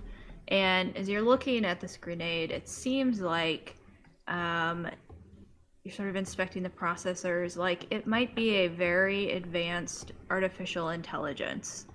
And you know that the more advanced the tech, the more it draws the wild to it because it likes to consume and eat anything technology related. And so as you're looking at it, you sort of suspect that the button turns on the AI, and it's basically like a very, very delicious treat for anything that's tainted by the wild nearby. So they will all just be coming in racing to get it and feed on it. Gross. All right. I'm gonna relay all of this information to Jacob. Gross. So basically, this grenade, it's got an AI in it, and it's pretty much just a snack for the wild. Right, because the AI isn't connected to anything. It's monster treats. That seems awfully Yeah. crude. Yeah. No, that seems super smart to me. That was a good idea. Well, there's a reason I make the bike out of throwback parts. I like to be able to drive on the back roads or where there aren't any roads. Those things will come after the thing if I put on anything made in the last decade or so. Yeah, definitely. And you don't want that when you're riding your That's bike out in the when middle I'm of nowhere. 60 years old. So I got a question to ask though. When you think about this, what do you think about AIs? I mean, I know people have all kinds of different opinions, but I've always kind of thought they should kind of maybe be thought of a little bit as people, or maybe something along those lines. So I'm not super thrilled about throwing this thing to the bees. I mean, it's an AI, I don't know. It seems like a pretty advanced AI. Yeah, we don't want to throw it to the bees. Well, isn't that what how you get the grenade to work? No, you throw it away from the bees, right? Well, you throw it somewhere, and then whatever's And crazy everything and comes wild, towards it. like the bees. If you throw it at the bees, everything's just going to come and there'll be more, right? Well, yeah, but I mean, my point is, it's the bees are gonna get it. If we use the grenade, it's like we're killing something. Maybe not a person, right? But still something. Yeah, Is it connected to a mainframe? Not out here, no. I don't think so. No, No. it's not. It's a stem cell for all intents and purposes. If we are actually giving it life, at best, it's a fetus. Well, yeah, but like I don't know how advanced it is. This is a really advanced piece of technology, and I've seen something from a couple of generations back that it didn't have a terribly advanced AI, but I don't know. I think it depends on the level of sophistication that this AI is at. Luna, are you trying to keep the grenade? Is that it? I mean, It's not a I grenade, don't know what I'm though. trying to do. I don't feel good about just letting the bees have it. I think, yeah, I got this leaf what are they blower thing supposed rigged to up, eat? and we got the They want coal. delicious technology. They just want to be fed. You just got to feed them. They killed the guess. delivery truck people. Right. And Yeah. now we're going to kill them. This seems pretty basic to me. Yeah. All right, so I mean, you're right. I mean, guess it kind of does unless we outweigh. sacrifice this poor innocent grenade. well, Yeah. I mean, when you put it that way. but we have the plan with the coal, and I got this smoke machine thing. I mean, we could try that and just hold on to the And when they grenade. get mad, we throw the grenade, right? That sounds like a good compromise. I mean, Yeah, we just don't start with the grenade. We that just use it if we need it. We'll mess one part of this plan up, and we'll have to end up chucking that grenade. Okay, but Luna, maybe you should hold the grenade since you understand. I don't know. You understand it the best. You're right, Scout. I have no idea Yeah. how to push a big red button. That's not what I meant. God damn it. Well, hey, I think I got this leaf blower thing going, but it's really only going to work once and for a few minutes or so, because I've got a chemical activator for it. So you guys want to come over here and do what we can with the bees then, and hopefully not die horribly? Right, and I'll Yeah, sure. We're on our way. All right. So I wonder on that phrase, and hopefully not die horribly, if that might be a good point to take our break. All right, sounds good. Probably. Should we do a 5-minute Wait a break then? What the hell is a break? This is the thing you can do? Oh, wait till I tell the guys. Yeah, we're still sitting with essentially 2 player gifts and 1 GM gift from the audience, so we'll have to think of ways to work those in. I think we'll have no shortage of possibilities with going into the Blood Bee Den. We'll come up with something. We're creative. Yeah, it's been awesome having such a great bunch of people here in the chat to hang out and have fun and also support us. So thanks so much for that. Seriously, Yeah, it's nice to this see has been some a really familiar good faces, chat. too. Awesome. Well, it's been a lot of fun so far, and we're going to be back playing it very shortly. So I guess back at the half-hour mark. All right, Sounds sounds good. See you in a minute. And we're back. Back from the break. Hopefully not to die from horrible blood bees. We'll see. Hopefully. Luckily, you still have help from chat for a couple rolls. Yeah. Yay. We keep Thanks, that chat. coming. We've got the Chad. stream boss is the way to do that. You can also make things more interesting for us if you think the blood bees are just too easy of a threat for us to deal with. So you get to decide when you become the stream boss, and you do that by cheering or donating. But let's just get back to the game here. So, Cass, where's the camera focusing at the moment? I think it's focusing in on Scout. You kind of gather them over to you. So when you show off your great smoke solution, what do they see? So, it's essentially a god-awful mess. I've got one of those, this sort of a reflective fabric or plastic-looking thing that's made into this. It's sort of taped into this large bag, and there's a hose attached on one end of it, and some sort of other like plastic object on the bottom. It's got what looks like it might be a ripcord hanging off of it. And this thing is stuffed completely full of wet leaves. And it's got this hose coming off of it with some other like larger apparatus. It's got like an electric motor, a battery attached, some sort of a lever, and yeah, some sort of big like tube coming off the other end. Excellent. So I think that seems like the perfect like opening framing shot of you showing that. And Luna and Jacob, how do you react to this great display, this contraption? So, what That lawnmower? did you do? What is this? You said we needed smoke, but I thought a smoke bomb probably isn't going to be enough. We need something that's going to be able to produce the smoke and direct it so that we don't have to breathe it all the time. So what I've got here is essentially a chemical activator on the bottom. It's going to heat up to about 1,000 degrees for roughly 10 to 15 minutes once I hit the ripcord. Burn up all the leaves, hopefully also not the whole device and me.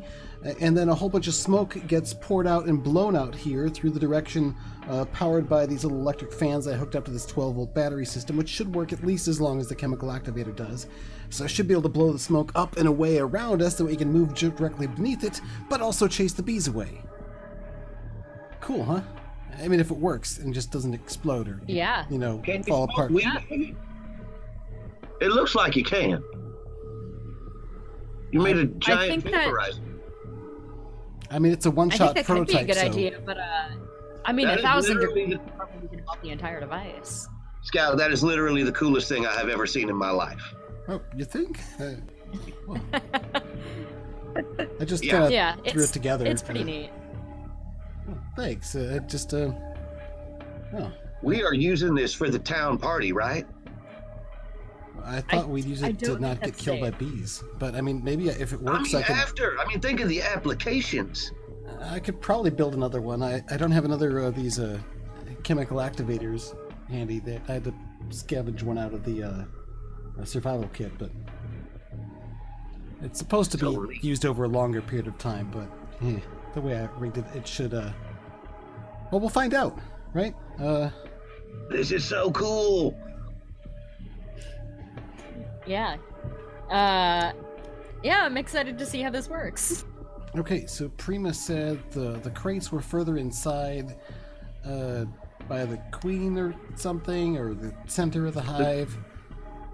Well, I mean, that's where I would put something if I was aiming to protect it. So I guess I'll go in there with this and blow the smoke ahead of us, and then you can keep any of the more agitated bees from killing us by making them cold. And then Yeah, worst I case will, scenario, I will crawl in there after the smoke treatment is finished. and then Luna, you're gonna watch her back, and you've got the sort of last resort thing, right? Yeah, of course. Okay, I think we can do this. Let's do this. And I'm gonna reach back and pull a ripcord, which you might expect to like fire up an engine in this case, but in this case it actually like fires off the emergency like stove cooker activator flare thingy, and that starts to immediately. Hand warmer disc. Yeah, but this instead of it's releasing a lot of heat, it cooks off right away, and hopefully superheats the wet leaves that are in the thing to make some, and then flip a switch to start the fan going, and hopefully some smoke comes out. But I think that's a fabricate roll to see how good I do on Sounds this. like it. Take one of those bonus dice. I will gladly do so. That'll give me, I think, 3 dice to do this. Pretty good chances. But let's see how the dice turn out. gonna say While famous you last guys words. are rolling, I would like to point out that Oz has defeated the stream boss again, and we have another point to the GM. Oh, sweet. I got a critical success. Nice. It Ooh. works perfectly. It does. So it sounds like, Scout, you're kind of taking the point position going into the Emporium with this like smoke machine. Yeah, I got the bag in one hand and the tube in the other. I'm kind of holding it awkwardly and moving around and blowing smoke up and around. Excellent. So What might work is if we close all the doors and windows and then open one of them. Place. Aren't you guys coming with me? You don't have to run around in there with bees. And smoke?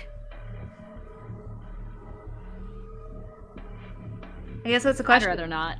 Do either of you follow Scout, or is he moving on his own in? I'm backing him up in case I gotta yank him out of there real quick. I'm not going far by myself, at least. I'm going to be checking to make sure people are coming with me along the way. But... I am observing from a safe grenade throwing distance. There you go. See, and I point over at like the hive-like structure in the room as we go in. That's the stuff. Oh, that's bad. That is real That's bad. really bad. I thought so too. That's gonna be a lot of bees in there. All right. I All really right. don't like this. Not a Stepping bug person forward. myself. Not a bug person myself. I mean, bees are important pollinators. So No, I don't think blood bees. aren't. these don't pollinate anything but living creatures. They're not out drinking nectar out of flowers. They poke holes in things with blood. Yeah. I think they may have changed their diet, much like the deer.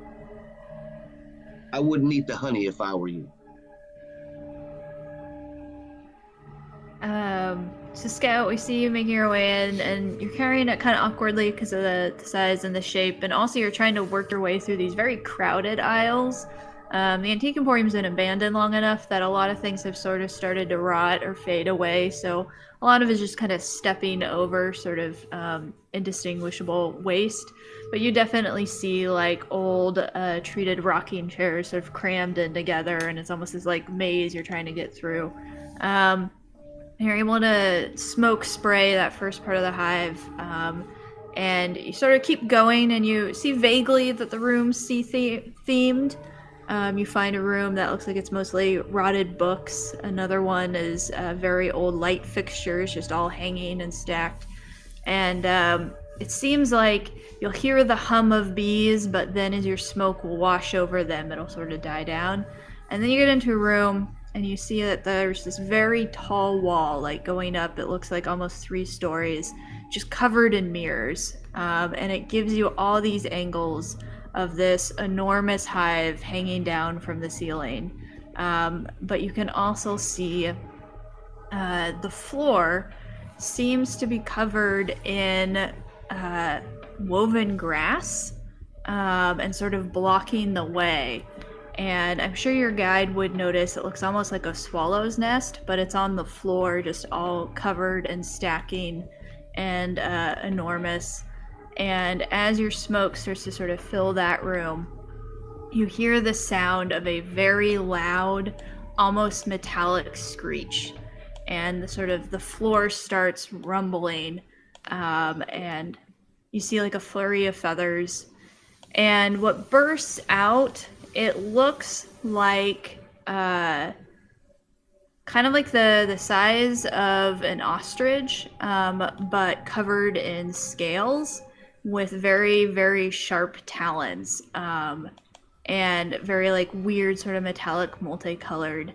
And it sort of inhales, and you see it just sort of sucking in the smoke, and you see its skin starting to turn translucent, and then when it like screams, the smoke just comes out of its mouth and goes back towards you in the doorway. That would be using one of the GM points. What the hell is that thing? I think it's a spit. A what? A spit. It's a mutated swallow.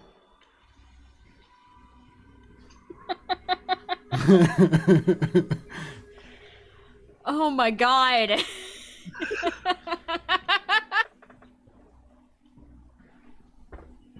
That's not a bee.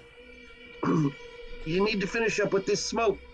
I'm gonna try and lure that thing out of here. How are you gonna do that? I'm gonna ride it. What? Oh, You what? I'm gonna ride it. this is either gonna be awesome or you're going to die. Good luck. Yeah, I'm guessing it'll be both. Hold my beer. All right, so you see it sort of inhaling the smoke, spewing it out. As it hears you talk, it sort of screeches and focuses in on you. And Jacob, I feel like you're the loudest right now. Without question. Yeah. So you can see it's sort of like its legs sort of starting to curl up, and like as it gets ready to just sprint towards you. What would you like to do? I'm going to plant myself like I'm racing for the charge. Because I imagine it's coming after me with that beak or those talons. So when it lunges at me, I'm actually going to pop up on it and get behind it like I am trying to ride it, and but having it by its neck. It can't get me with its feet or its head. All right, and we had another stream boss kill, specifically to aid Christian in this with Jacob's crazy swallow riding attempt. Nice. All right. Brawl? That sound right? I mean, it sounds like if you're kind of...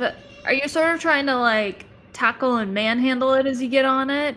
Yeah, I'm trying to overpower it, essentially. Yeah. Yeah, that sounds like Brawl.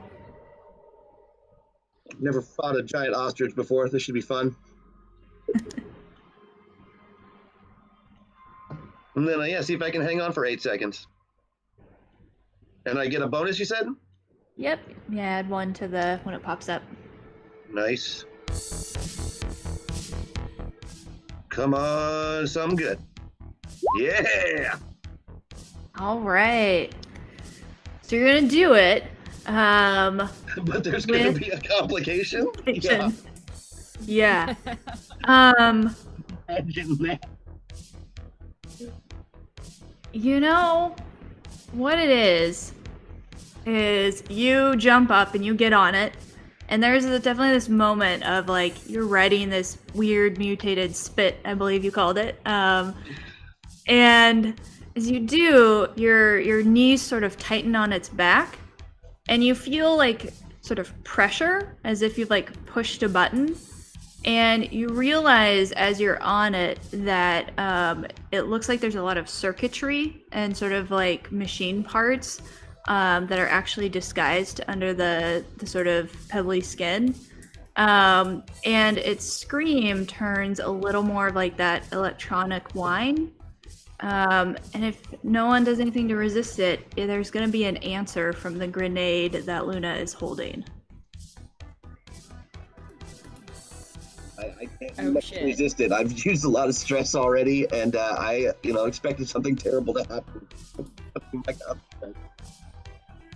As I ride the Robo Spits. I mean, I would like to try to resist it. Okay. So it's called Protecting. You can resist for a teammate's consequences. So you just sort of say what you would want to do to minimize the consequence, and then roll your attribute to see how much stress it causes. I'm not really sure what I could do in this situation, honestly, to try to minimize that.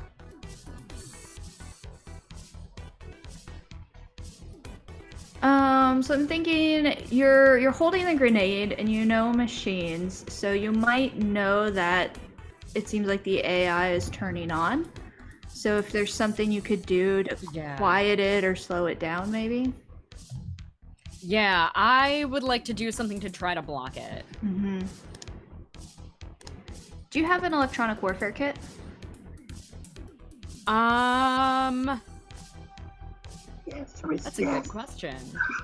I feel like I probably would. Let me look. I think it's in the far right column for you. Yeah, it is. I'm gonna say I probably do have that. Because I feel like that's something I would bring. Mm-hmm. So that sounds like a cortex, because that's kind of all your mental knowing about machines. So if you just click on that, it should roll the attribute for you.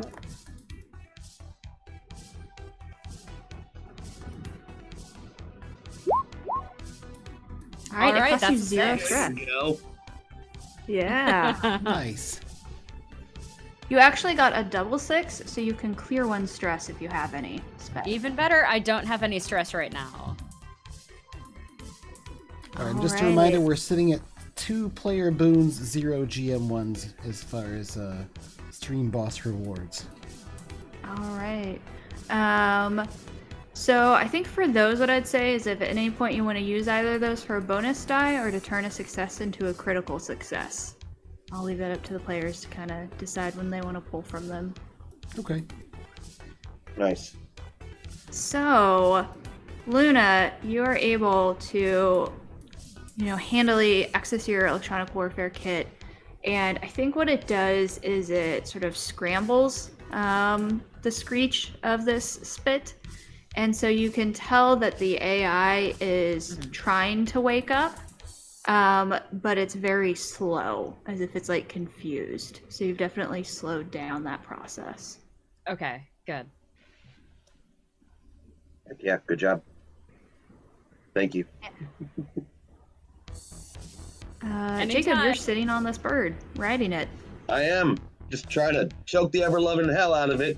Now that I've realized that it has no windpipe, though, I will probably stop that particular course of action and move into the blunt force trauma category. All right. So you did succeed at your brawl, so I think it might be a little bit of a slow extended because you're trying to beat up this machine, Right. but you're kind of able to subdue it under you. I'm just kind of like pinning it like it's a wrestler or something. It's like, okay, I think I got it. How's that smoke coming along? So, looking over at where Scout is, he's actually, as you've been looking, he's been mainly looking over at what's been happening to you guys to make sure you're not just getting horribly killed by, giant birds or things. But I maneuvered over near the hive and found a place to prop up the smoke machine, so it's just spraying right up at the hive. And he's sort of stepped back and unsaddled his pack. And is that the right way to say it? Whatever the case, zipped it open, and he's been pulling out a few different odds and ends, and now I'm going to take out a demolition kit, which actually is a variety of different explosives and detonators and that sort of things. And I'm working on looking up at the hive and trying to figure out how much I'm going to need and where I'm going to put it. Nice. So what's your goal with the demolition kit, if you can succeed at what you want to do? I mean, I want to blow a big hole in this beehive, I guess. I think that'll hopefully wreck it and make it fall down. So I imagine that'll require placing charges in a few different spots rather than just sticking it all on the bottom. So I want to do a nice thorough job of it. I want to basically take out this hive. So if the bees are still around, they're gonna go somewhere else and find a new nest or maybe die. I don't know. I feel a little conflicted about that because this is a pretty weird thing I've never heard of before, and I like to embrace the weird, but they're also too dangerous to be near town. Jacob has a point about that. I don't think this is the kind of weird that you want to embrace. No, I definitely don't want to embrace this weird. This is the kind of weird I think that I want to blow up. So that's my goal. I'm gonna blow up the weird hive. I like it. Blow up the weird. Probably smart. All right. And is anyone going to help you as you're doing this, or is this kind of a solo thing you're working on? I figure they're helping by keeping the bird from killing me while I'm doing this. Fair. But if they want to offer any assistance, if they've got the bird covered, then Well, I'm sitting there with the bird in the chokehold and be like, yeah, a little to the left.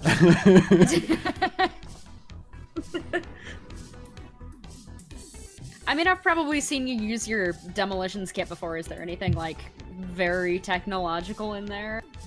It's not super high tech like most of the stuff he uses. There's actually a few tubes of something. There might be old sticks of dynamite he's kind of taking out of a box that's sort of carefully packed with cotton and then realize the cotton has been leaked into and stuffs some of that into it and tapes it together.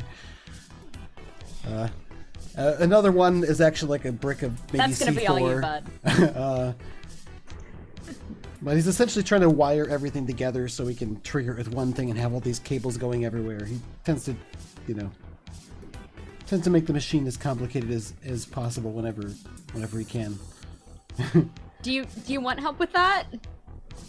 Well, I mean, it kind of looks like you got it, but I'm gonna have to place them at least 5 different spots here, 6 to be thorough.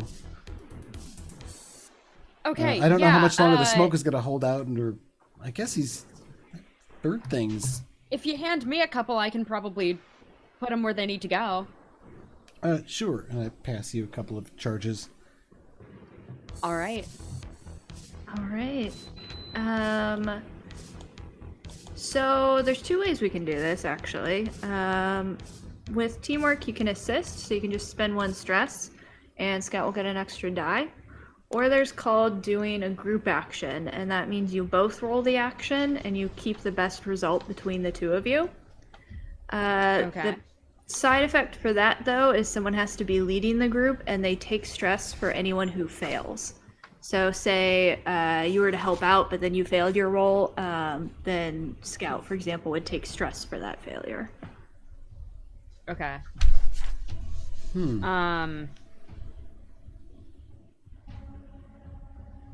Well, I've got. I think the test that I was considering making was fabricate, because I'm like doing doing stuff with machines and hooking stuff up. And I've got 2 dots in that, so that's pretty good already. I have 0 dots in that. But you're pretty good at what, analyze, aren't you, though? Yes. That might be helpful for knowing where to put the things to blow it up good. I don't know. Okay. So when you do a Just group one roll, idea. you have to roll the same action. So if you think you can't help with fabricate, then it probably makes sense to just spend the stress to help out. Yeah, that's what I was thinking. And I don't have any stress right now, so I can afford it. Okay. All right. So how many stress am I marking? It's just 1 to Okay. assist. All right. Thank you for the help. So we'll Anytime. go about. So there, maybe I don't know. You just use your best judgment, and we're gonna do our best to place these charges around and not let them get all horribly tangled. Okay.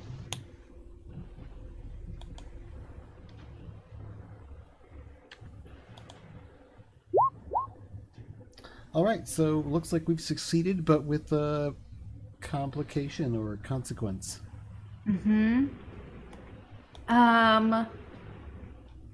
I mean, the complication that occurs to me, and you guys can always resist this or overcome the limits to succeed, is you are too good at demolishing. Maybe you put a few too many charges, and the explosion is bigger than you expect, and is going to do more damage to the building around you than maybe you intended. That sounds fun. Let's go with that. Yeah. But you could buy the auto crit success with that one we got left over. Oh, you're right. We could just upgrade the success. Let's just do that. Thank you, players. All I still right. have 1 left. So, Scout, what does it look like when this goes exactly as you planned?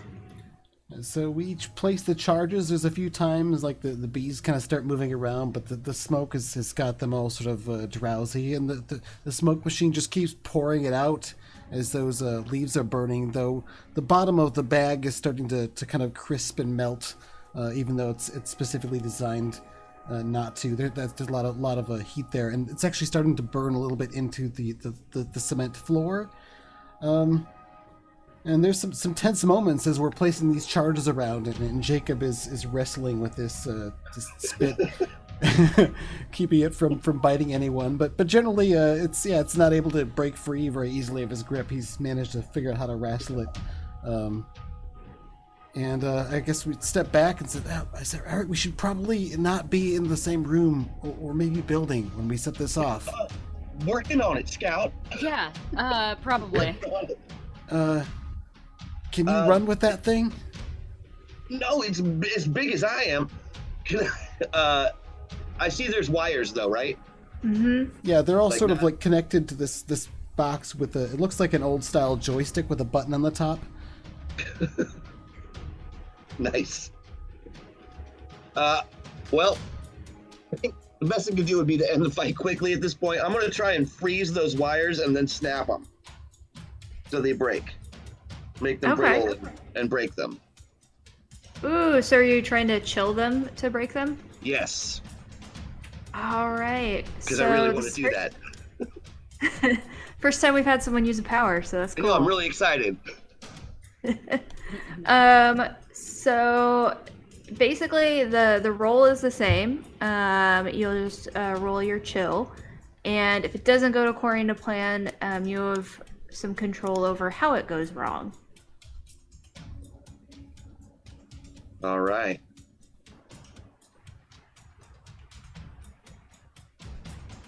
Just roll the chill, right? That's it? Yep, should be able to just click on it. I think you might still have an extra die if you want to get a bonus. Yep, there's Heck still yeah, one it's left. my first power use. Let's do it. Hopefully it'll go well. 5. All right. So you do it with a complication. So since it's a power, you have a choice. If you decide that your flaw is the complication, then you get to mark 1 in your defiance, which is how you sort of eventually upgrade your powers. If you decide that it isn't your flaw and you just want to turn it over to the GM, then we'll resolve it like normal. The reason you may or may not want to increase your defiance level is as your defiance level gets higher, it'll cause more problems for you in town. Right. But since you don't have any right now, Yeah, I think I want to do it. I want to have it use my flaw because that sounds Alright. awesome. And What's so my you flaw? let's look. So it looks like you picked my appearance mutates to match the elements. So how does your appearance change to match this chilling effect? Well, I imagine my eyes probably end up like ice cubes, like almost see-through, crystally. Mm.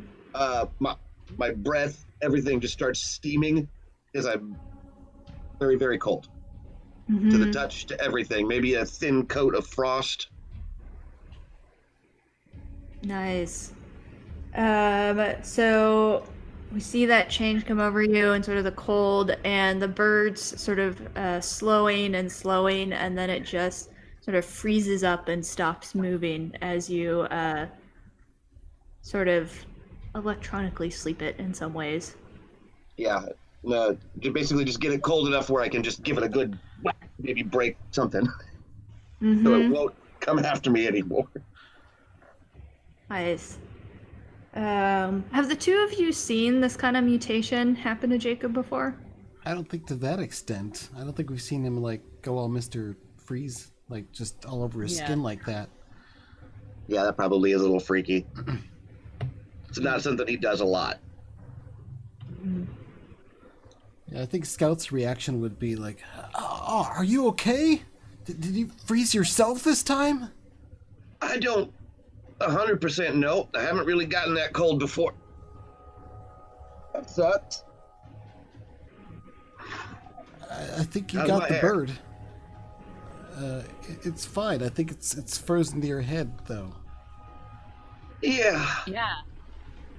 Could somebody maybe get me some warm water or something and pour it on this bird so I can let go? I'm a little bit stuck to it. I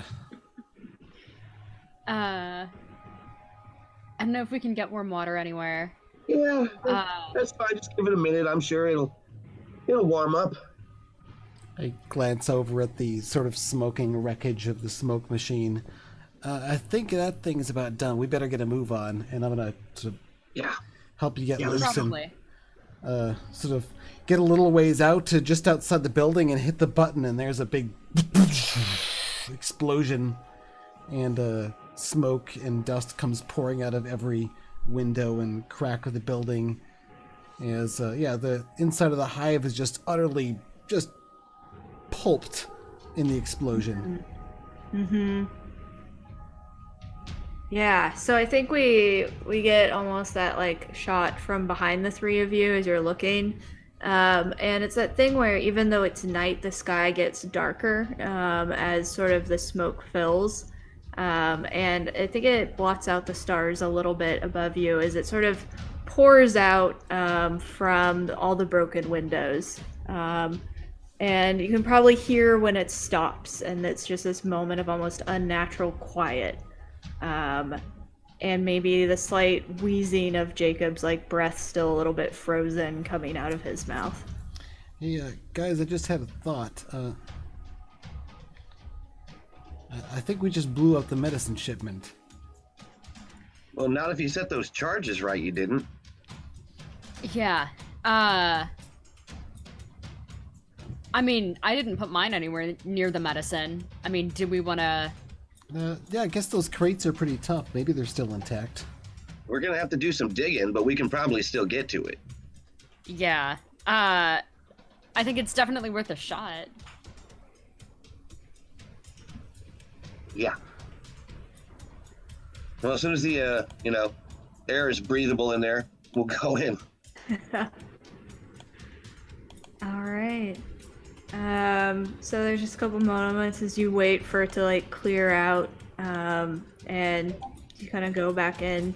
You see the perfect destruction, like the perfect falling apart of the hive that you wanted. I think you notice there's a lot of probably at this point just pieces of bees, but like one of the bee legs is probably as big as like Luna's arm, and so even though you're just seeing pieces, you get an idea that like how big they are. And Hang on, these things are that big? Oh, you didn't know? No, I've never seen them in person before. Why would I? I never really saw them. Well, that's. I mean, it's not like I'm gonna go near a blood beehive, just to see how big they are. Well, there you go. They're bees the size of dogs. Big dogs. Yeah. Maybe they're extinct now. Right. God, I hope so. I'm sure they only have the one hive. Yeah. all right. Well, I guess. I guess we dealt with that threat. Mm-hmm. Good work. Let's see if we can get that medicine. All right. All right. So, trying to think. I think if you want to just take some time to look around for the medicine, you'll find it, but it'll take a while. Mm-hmm. Or you can try and do it a little faster. But it might not be as sorry, my cat is trying to steal my microphone. Oh no. If you look fast, you might not be as careful as you're sort of digging through things. So which do you all prefer, like slow and careful, or? We're already here after dark. We might as well just take our time with it. Mm-hmm. Mm-hmm. Yeah. So I think in like dramatic movie fashion, it's probably like as the sun is starting to rise, you are sort of getting through the different hive pieces, and you find it looks like the medicine was at the very center of the hive, so it took a while and might have been like actually built inside the hive, like they had taken it into there. And you find 3 crates that you notice have the stamp. It doesn't say Ash's name, but you recognize it from their store, that it's kind of a leaf wrapped around a cane. So you know that these are the 3 crates that were meant for Ash. Well, all All right, right. we found them. Yeah. Is anybody else disturbed by the fact that the bees took something that they knew that the people wanted and put it at the center of their hive? You think they knew that? Like. I mean, are we sure the bees did that? Do you think a person put it at the center of a beehive? I mean, probably not, but... I mean, it's a bunch of high-tech stuff. Maybe we'll want to take a look inside these crates and see if they're really medical supplies there. Or if, if we're here to pick up something else entirely. And it does seem strange that the soldiers were looking around here, too. Mm-hmm. Do you think, Luna, do you think Maybe you we can take a look? Do you think you can get the crates open without messing things up or anyone knowing we did it? Are they electronic crates? I mean, they have some tech. They were also just in a terrible explosion. I'm not going to feel too bad about. Good point. I mean, that is a good cover story. That's true. So yeah, let's get these suckers open and see what we're dealing with here. All right. I got a broken knife to open up little doors.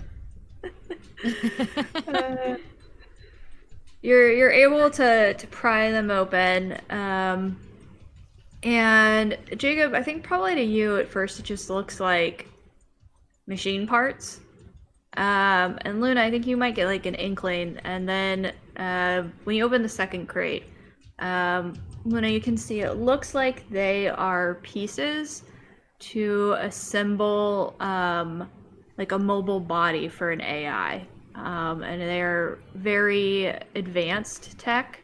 You probably notice that it, like, you can see a little bit of a company marking that's only found in the metropolis. And you know you've never seen this high tech of like assembly parts out here in the rural area. Yeah. How'd this even get out here? Medicine. Right? Not medicine? I'm sorry? That's not medicine. No, it's definitely not medicine. What even is that? It looks like a foot. I think this is supposed to be a body for an AI. A robot. Yeah, that's what it looks like. What would it be doing out here? Aren't those illegal? Your guess is as good as mine. I'm pretty sure they're wicked illegal. Well, Probably. that definitely explains why the bees were attacking it. Yeah. But the people transporting it are dead, correct? We think so. I mean, it's a reasonable conclusion. Yeah. And there is no medicine in any of these crates. Well, I don't think we've checked the third one yet. But, Suppose you best get to it. alright, we'll pop open the third. The third one you see seems to be filled with sort of like paper packets, and as you lean close, you get the smell of like green tea and different herbs. And you can see that they have there's writing on the packets, but it doesn't seem to make sense. Does it look like medicine? Having some training in a doctor? It looks maybe like herbal medicine. That is medicine. Yeah. Does the writing just look like a bad translation, or like does it, or is it complete gibberish? At first look, it looks like gibberish. It's almost like if you've seen really messy handwriting that you know it should form letters, but you can't quite put it together. Yeah. Okay. Give it ye old analyze. Sure. I will do that.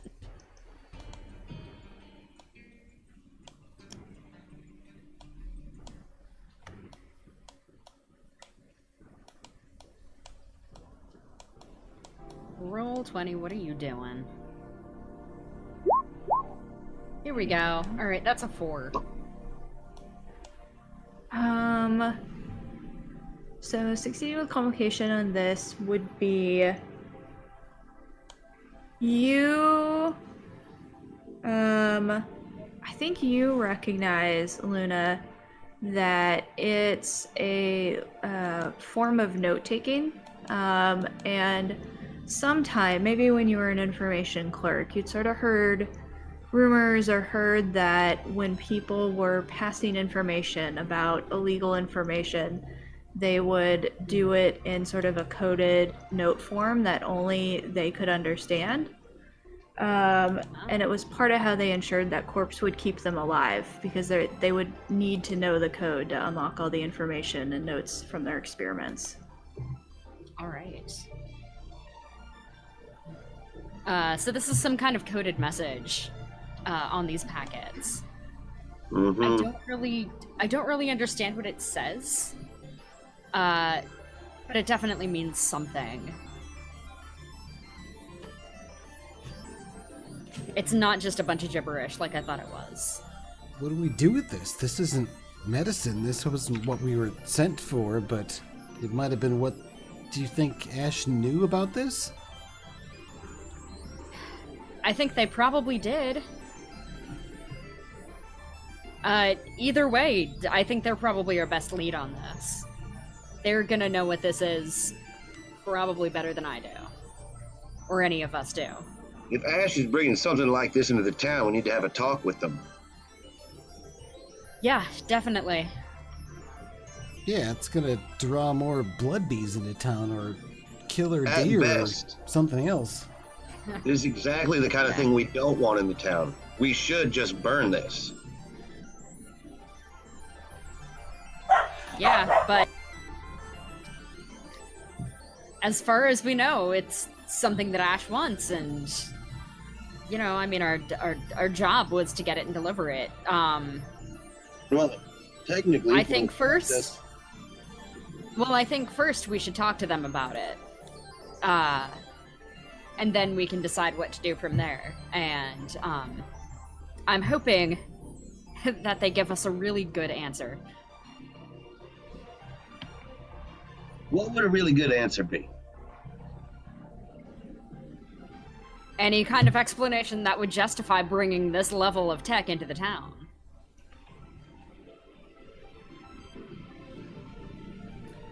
I mean, I just can't think of one off the top of my head. Yeah. Well,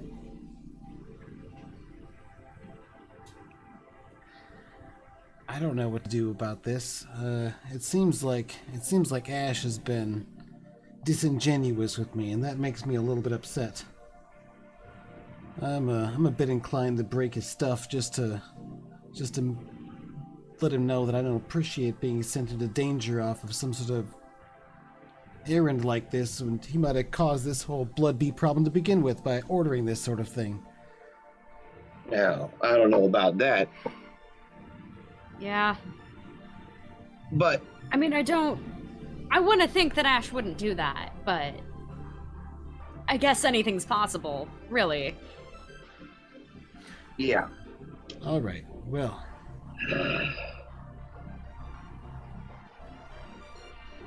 why don't we bury it or something? And Well, if we bury it, it's still going to attract the attention of the wild. it doesn't help. Burying it doesn't help. We either destroy it or we bring it into our town. And I don't like the second option at all because it is stupid. Seems reckless. Yeah. You're right. All right. Well, what's the best way to wreck something like this then? I don't know. You know what? Just wreck it. I've got an idea. Let's take it somewhere outside of town. And we'll bring in the third box. With the packets with the notes on them. But the first two, we're gonna drop somewhere. And I guess I'll set off this grenade with it. I mean, I gotta get rid of it. But, Let's do you it. know, if we have the wild come and destroy it somewhere away from Sunville, that's probably the best thing we can do. I don't love that option, but it sounds like it might be our best. What do you think, Jacob? I don't love it either. Here's the part of that concerns me, and it may be nothing because I don't really know about technology and stuff. However, you have an AI in that grenade, and you've got an AI body. If you put them together and then push the button, are they gonna, like, you know, turn into a Terminator or something? Well, there's only one way to find out. I don't think it's gonna turn into a Terminator, though. I mean, that's a little extreme. Don't you have to Just like connect the them wild or doesn't have a something? tendency to twist things from their natural state. Case in point, I'm covered in ice right now. Yeah. Do you think that's gonna wear off? Are you feeling any warmer? Oh, I feel plenty warm. It's hot as hell out here. Okay. You still look pretty cold. Yeah, I thought that too. Yeah. Okay, well, tell you what, you just tell me where you want me to drop this thing off. I'll take it out on my bike, drop it off, hit the button, and drive away. Can you fit all that on your bike? Yeah, I got the sidecar. All right.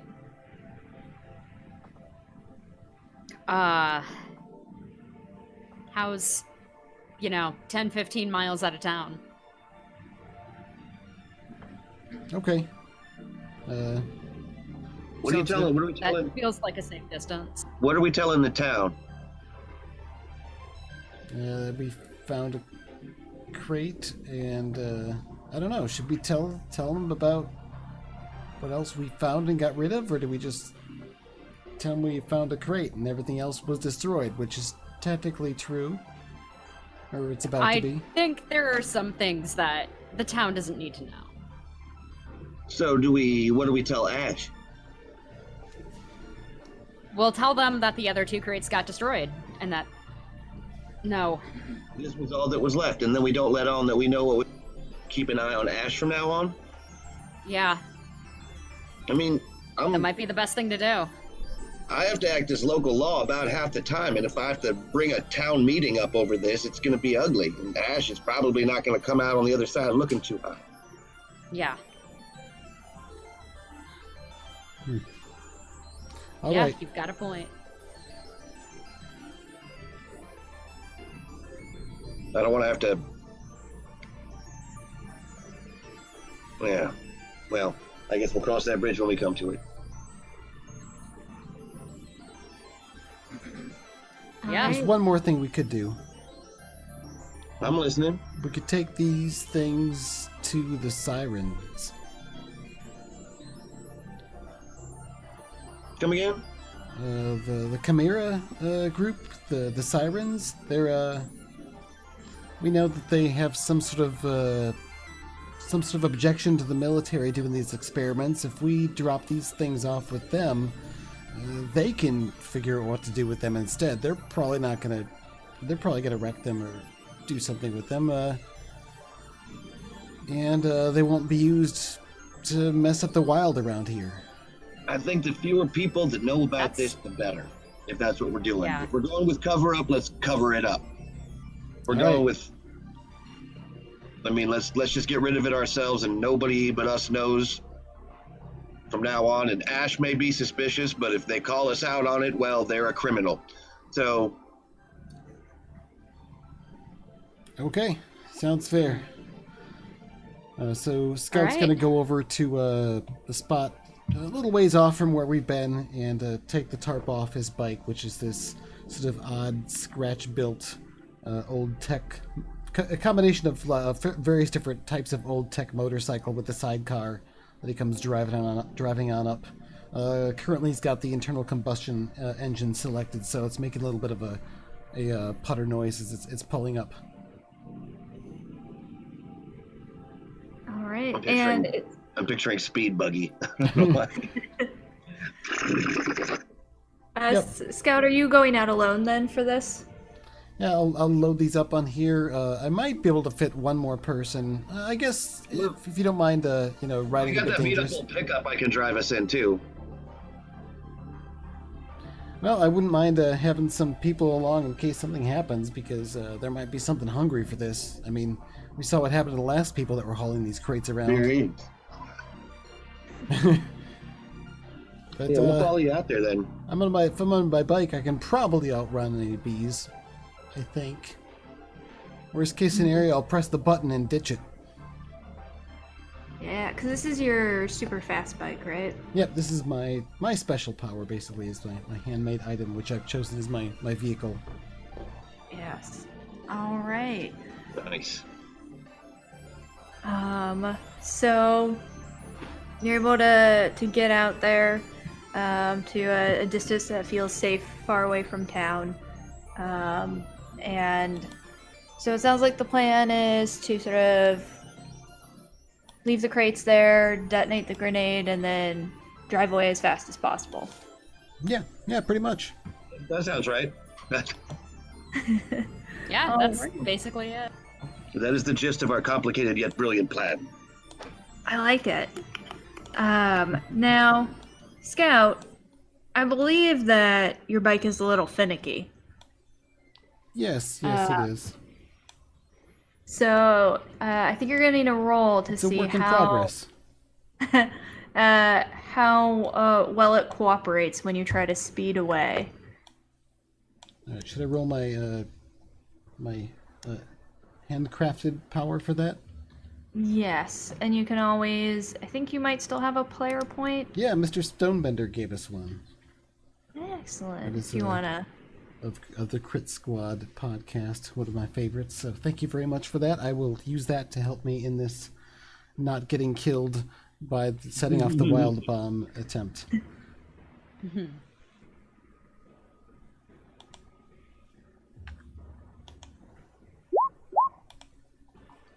Two. Okay, 2. That's a failure. That's fantastic. We gave it to the GM. Okay, well, I still failed then. And the GM has extra stuff to pour it on, I guess. Mm-hmm. All right. I mean, I think the obvious complication that you can always try and resist to minimize or overcome is your bike, as we said, is very finicky.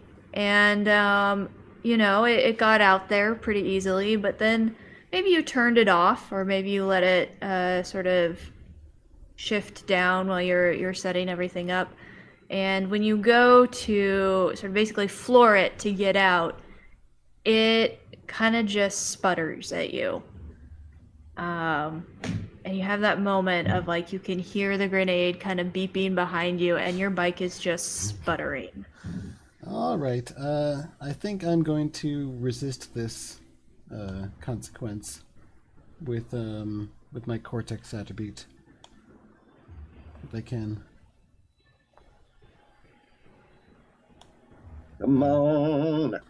Though, can I also say that this consequence, it seems to follow my my survivor quality of cursed luck follows me, and allow me to check my defiance level? For sure. Okay. Sounds good. Yes, it's my cursed luck following me. I persist through any disaster, but yeah, cursed luck follows me was my choice for that. So yeah.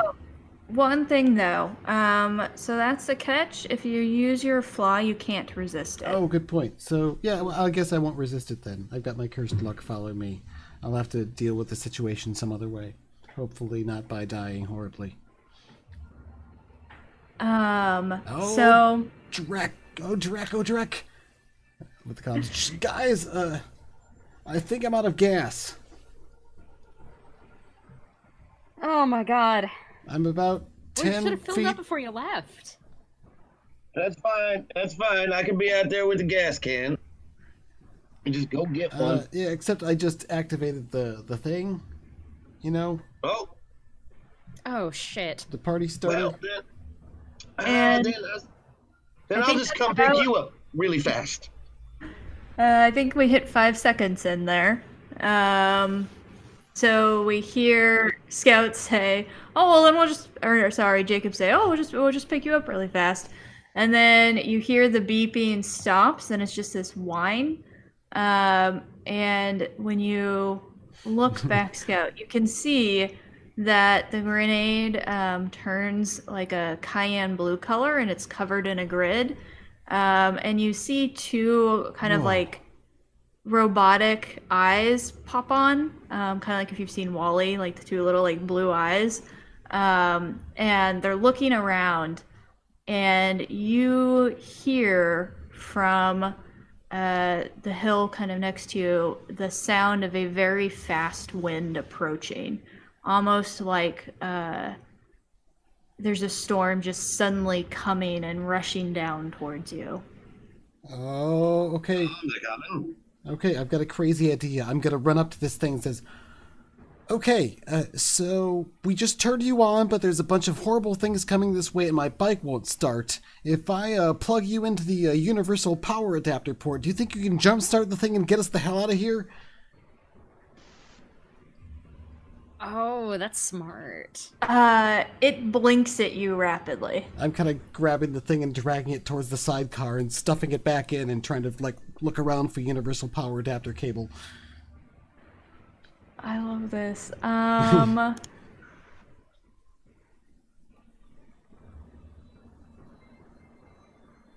to think. I mean, I think if you're able to plug it in, I think what happens is you plug it in and you see that your bike is suddenly covered in that similar like cyan grid. And little like images of robotic hands appear on the bike, and it starts revving up. All right, I hop on and say, all right, let's go. And I hit the gas. I get back on the comms. Guys, Yes, Yeah? Scout. the grenade is coming back with me, and it seems kind of friendly. It looked at me with those blue eyes, and I just couldn't leave it there. And it started my bike. Every grenade that follows you home, Scout. Oh my god, you got attached to it. No. No. There's Get a rid bunch of of that thing. Throw it things. every day, otherwise this is not going to work out. Scout, you know what that thing is gonna do. Okay, but I'm driving fast, and there's a bunch of storm things chasing me, and Yeah, and the wild is gonna come from every direction and come right down in your head. And it's gonna follow you back to Sunville. what do I do? Leave the damn grenade! Get rid of it! It's plugged into my bike. It's Oh my god! It's How did looking you at plug it into me. your bike? What are you doing? Driving really, really fast. I think I'm coming your way. Oh, that sounds safe. God.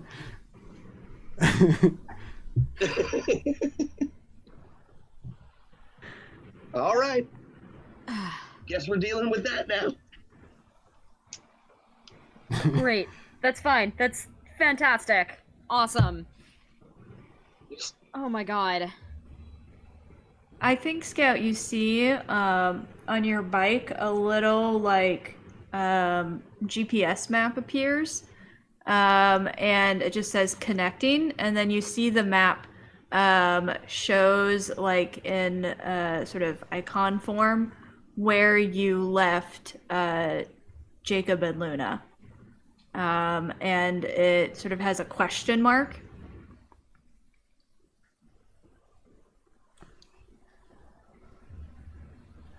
I'm not really sure what to do with that. So I guess I'll try to figure out how to turn that direction and catch up to my friends. Maybe Luna can figure out. I'm hoping Luna can figure out some way to like maybe mask the wild magnet effect or something.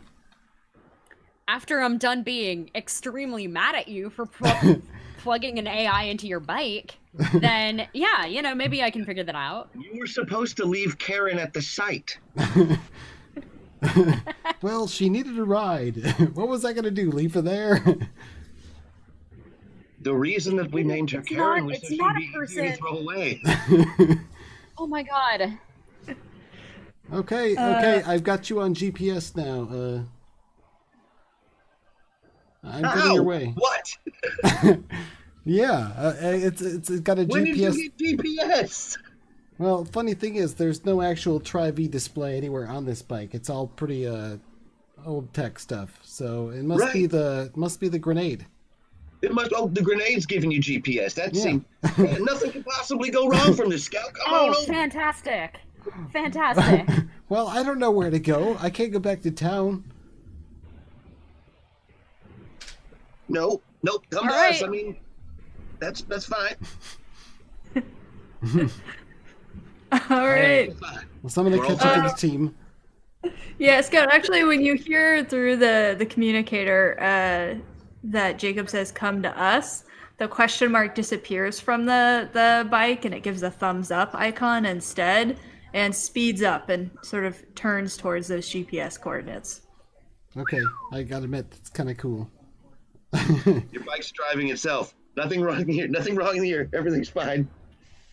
So I imagine we see, I think, Jacob, you said you have a truck. So is it the two of you sort of at your truck waiting? Yeah, probably. I mean, unless you don't want to wait with me at the truck, it's fine. You understand? I mean, where else am I gonna go? I'll wait with you by the truck, in the truck, wherever. Yeah. All right. Scout, you see Scout come tearing down from the hill and in your direction, and you see behind him the sky looks a little green, kind of like it does before a tornado sometimes, and you can just hear this really loud whistling wind that seems to be closely following him.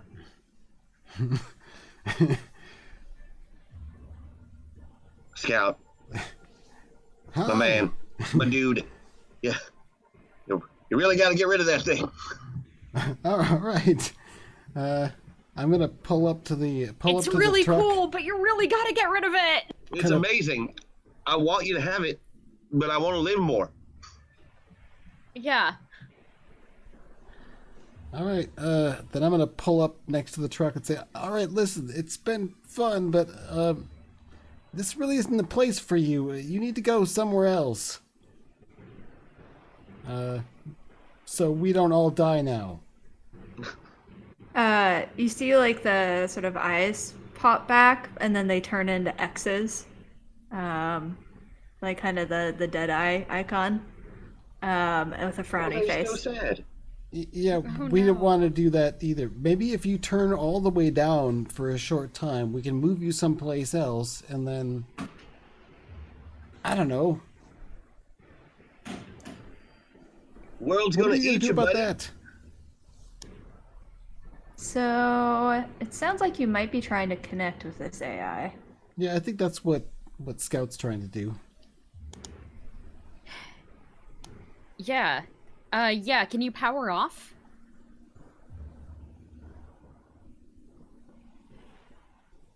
Let's see how well your message gets through to it. All right. So I make a connect roll for this. If it's return messages Hey, to ask for our fine. supervisor, we know Karen was the right name. Input admin credentials. Right. So you do it with complication. I think the complication is going to be the AI will shut off, but with it, your entire bike shuts down. Okay. We can live with that. We got the cargo Yeah, space. we can throw it in the truck Yep. and drive off into the storm set. All right. Maybe Ash had some sort of a plan on what to do about this without making such a big mess. Ash had a plan to bring it into the town, into their store. They were having it delivered at their store. Yeah. I'm gonna kick their butt. Except I'm not supposed to tell them that I know, so never mind. Well, to be fair, I mean, the grenade wasn't Ash's. No, that is just- due to my dealings with the corporate army. My bad. Yeah. Yeah. So we're gonna have to find a way to hide that, too. I mean, it's the size of a baseball. It can't be as hard as, the robot body. Well, yeah. But... Well, I'm sorry for bringing that over to you. I didn't know what to do when it all happened so fast, and Man, it's not on you. Yeah. You could either, take it with you or stay and die. Not worth sacrificing a person over. well, I'm glad you see it that way. You're good friends. But I think maybe we ought to find a place to stash this thing for now, and with it This thing for deactivated. now is your bike. Isn't that your pride and joy? Well, it's just plugged into the universal power adapter. I mean, I don't know how it did that other stuff. It shouldn't have been able to interface. I don't have computer technology except in certain isolated circuits. It's I don't quite understand what happened there. Okay, good point. Yeah. It might be something we should look into. All right. Well, Yeah, probably. maybe we stash the bike outside of town and go talk to Ash. We at least got those medical supplies. Well, what I want to try to do after we get the bike in the truck is to drive away from the town for a little while and see if the storm is still following us before we head back. I think What is the storm initially it seems to be sort of following, but it sort of the wind slows down as you keep driving, and you see it start going in another direction, and it seems to be sort of just erratically moving behind you. And I would say, you know, if you drive for maybe like an hour, you notice that it seems like the weather's starting to go to normal and the sky is turning back to like a blue color. And that's when we turn around and head home. Yeah. So Basic Guide 101 stuff. If you're running from an evil storm in the wilds, make sure it's not following you before you go home. Yeah. That's pretty smart. all right. Find a place to stash my bike outside of town, and That's my question. When you want to lay low for a little bit, where do you do that? Do you have like a house or family who lets you, you know, hide things in their shed, or where do you go if you need to make something be hidden for a while? I figure Scout does a lot of, I guess, delivery work himself with his bike, or running messages from one town to another. So he's actually out and about fairly often. I imagine he probably knows of a few different structures that are usually abandoned, that are a decent enough place to make camp or stop. It's not a place you'd want to stay for a weekend or anything, but you know, a little bit of a hidey hole here and there. He'd probably know of able to And think of a Jacob's place. got quite a few hidey holes up along the wilderness anyway for long trips, places to camp. So if you need those, you can use that too. All right. I almost am imagining like an old rest stop that's been like overgrown and the road doesn't go there anymore. So maybe when you're there, you can sort of see like the hollowed out building. You're able to kind of like hide it inside there for a little while. The old bathroom stalls with the mysterious holes drilled in them. Yes. There's the vending machine there. It's hanging open and dusty with the leaves in it in the darkness, but I open it up and shine a flashlight inside just in case there's some sort of lost ancient snack in there. It still has a couple of Twinkies in there, but you have no idea how old they are. But Twinkies never go bad, right? I guess I'll I pocket mean, that's the the room Twinkies. of them. So I know we had talked about finishing a little bit before the hour, and there's actually some things we have to do at the end of session. Would this be a good sort of pausing point for this adventure? And we'll open Yeah, with unless the... you're about to attack us with ninjas, then yeah. I mean, it wasn't, but now that you said that, you know. If we get radioactive Oh, ninjas in man. this game, we will be set. This will be the perfect thing. Oh man, you said bees before when we were planning this one. Oh yeah, God, my prophetic speech. So I now should we're never- gonna have radioactive ninjas next time. Ninja Yeah, the bees. bees are entirely your fault. Oh, that's right. I forgot. I kind of don't mind any of that though. Actually, it sounds like fun. Cass, you have to let us contribute to this game as well. It can't just be all. The next venture. I expect many weird things to be invented. And I am going to be keeping my mouth shut. So what we're referring to for chat is we did this off screen the first time, but the players kind of collaboratively discuss what might be threats you'd run into. And Christian, mentioned killer bees, and then the bees have to have the birds and the bees. And then deer were in there, so... Mhm. All right, so at the end of session, we go through for XP for each character.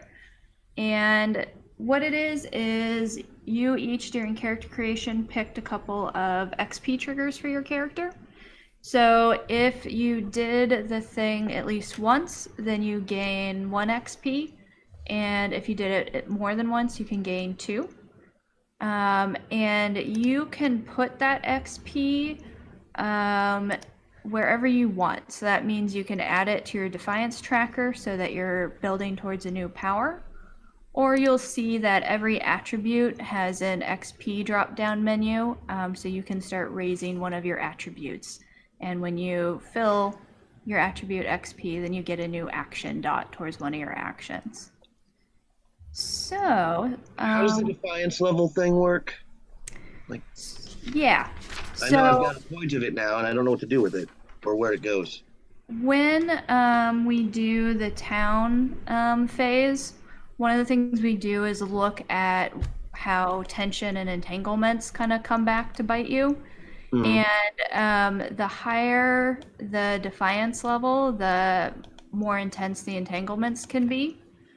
Now, if you see that the Defiance level is sort of in those columns, your Defiance level is equal to each of those sort of branches that's filled. So if you have 2 Defiance points, then your Defiance level is 1. If you fill the next branch, so that'd be 4, then your Defiance is 2. And so, for example, Christian, if you took a second point, that means when we do town, your Defiance level would be up by 1 level when we do all the entanglements. I see. But when you fill all of those boxes, you get to get a new power. Neato. Okay. So I'm just going to go down in the Roll20 order. Scout. Your XP triggers were attempting to overcome an obstacle with tenacity or speed.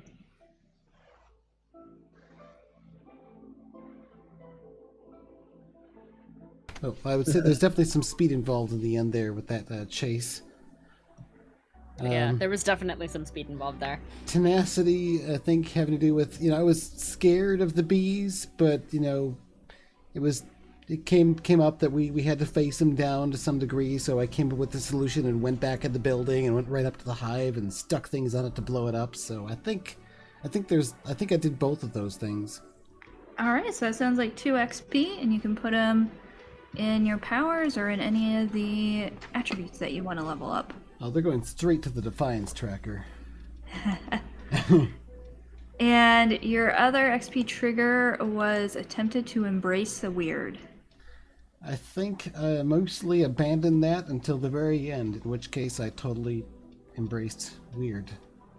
To get my bike running and yeah, made a whole mess of the plan to dump the dog out in the wilderness. Definitely. Oh, whoa, are you okay there, Jacob? Are you getting... Yeah, my power is flashing on and off. It's very strange. But your computer is still working, and so is the internet connection. Wow, That's weird. Yeah, I know. That's, Well, feel free to go take care of things or check on something if you need to. That's... Right. Usually when people lose power in a stream or a game that I'm playing, they just get disconnected and everything. But, wow. Yeah, because the internet goes usually. Yeah. Yeah, the internet's still working. The TV is still on, but all the lights in the house have shut off. Oh, I wonder if a router got tripped. Or not that, fuse. Yeah. Maybe. Wow. It's a very dramatic ending. Yeah.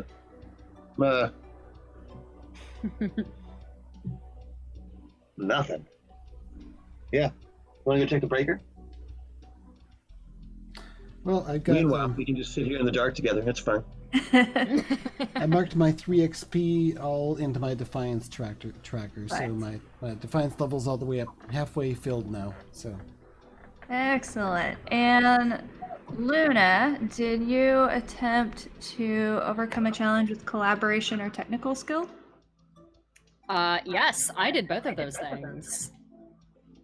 Yeah. I collaborated and I technical skilled. All right, so it's 2 XP you can put anywhere you want. Cool. Let me see. The last one was, did you attempt to befriend a machine? And I did not do that. Okay, so remind me what happens if I put it in the Defiance tracker? So when you completely fill your Defiance tracker, you get a new power. Okay. In the meantime, each branch that is filled increases your Defiance level by 1, which can increase the severity of the entanglements you all face when you're back in town. Mm-hmm. So basically what it is by using your powers or getting better at them, you're making yourself different from an average person. So you're kind of defying the status quo, which makes you more powerful, but also can make you targeted by others more often. Yeah. So how does filling the branches of the Defiance tracker work? Like, do I put it in the little T-shaped thing, or do I put it in the Yep, you fill each of those check boxes would be 1 XP worth. Okay. Yeah, essentially every That's in the 2 T-shaped checks. one? Every 2 checks fills up one of those cross sections, and each cross section that's full counts as a level of Defiance. So essentially, things get more dangerous for you the closer you get to leveling up your powers. Mm-hmm. Okay. But yeah, just fill up the boxes kind of clockwise, starting with the top ones, and going to the right. That's what I did. All right, and then let me see, Jacob. Yes. Did you attempt to overcome an obstacle with coercion or recklessness? I did both of those things. I sent those guards on a snipe hunt, and I tried to ride a giant robot. Yeah, that's 2 XP.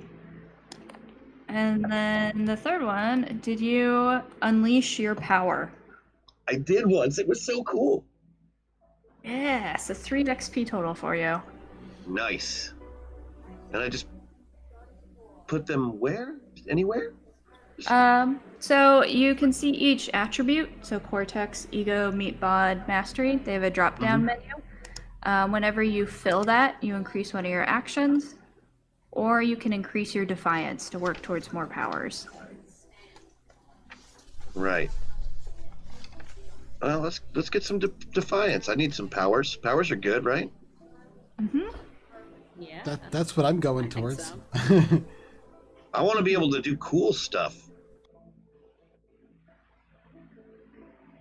And what next? I'll be able to do frost. That's cool. Let's see what all these powers do while we're doing this show. That's the idea. All right, I'm defiant as all hell. Nice. Nice.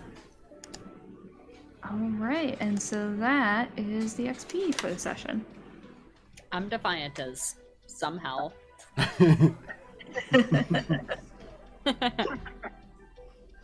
That was fun. Our first adventure, first time playing Ruralpunk for most of us. I had lights for most of it. It was great. Yeah. Hopefully you get those back soon. I'm hoping so. I need to see. To answer the chat, this is going to be That's every kinda other week, necessary. so we'll be back in 2 more weeks to play this. Though we still have a few more minutes left. Do you think we have time to wrap up the rest of the consequences and such for the town and downtime cycle, or should we save that for next time? So the town phase can take a little while, especially the first time, so we will probably want to save it for next time. Okay, sounds good. And again, to answer chat, we have a plan of 6 episodes, so whether we'll come back and do this again sometime or continue it at some point, we'll see. But we like to have finite runs for things where we're trying them out. So, yep. Mm-hmm.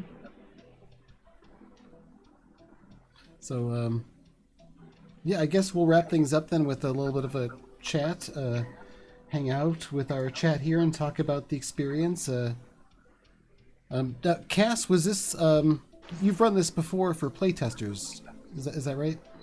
Yes. So for you, you're the only person, this isn't the first time playing Ruralpunk. How's this gone compared to your other experiences of the game? I think this went actually pretty smoothly. I think everyone sort of jumped into character and jumped into it pretty fast. I think that there's layers of rules, so sometimes people want to know all of them before they start playing, and that can just make it a little bit of a slower process. So I think just kind of this rolling with it and sure, yeah, let's try this worked really well. Yeah, I think I had a pretty good idea of how the actions worked based on reading it, so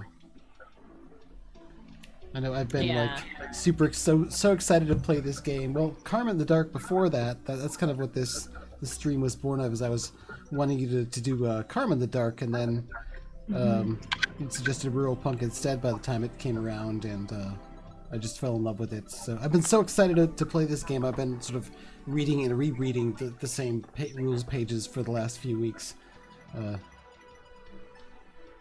So thank you very much for making the game and running it for us.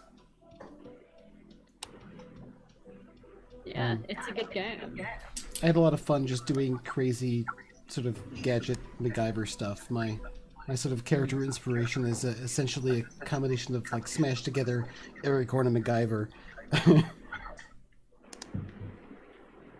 Yeah, I thought that was kind of cool how we saw your character develop as we went through, and I'm like, oh, he's going to be the weird science guy.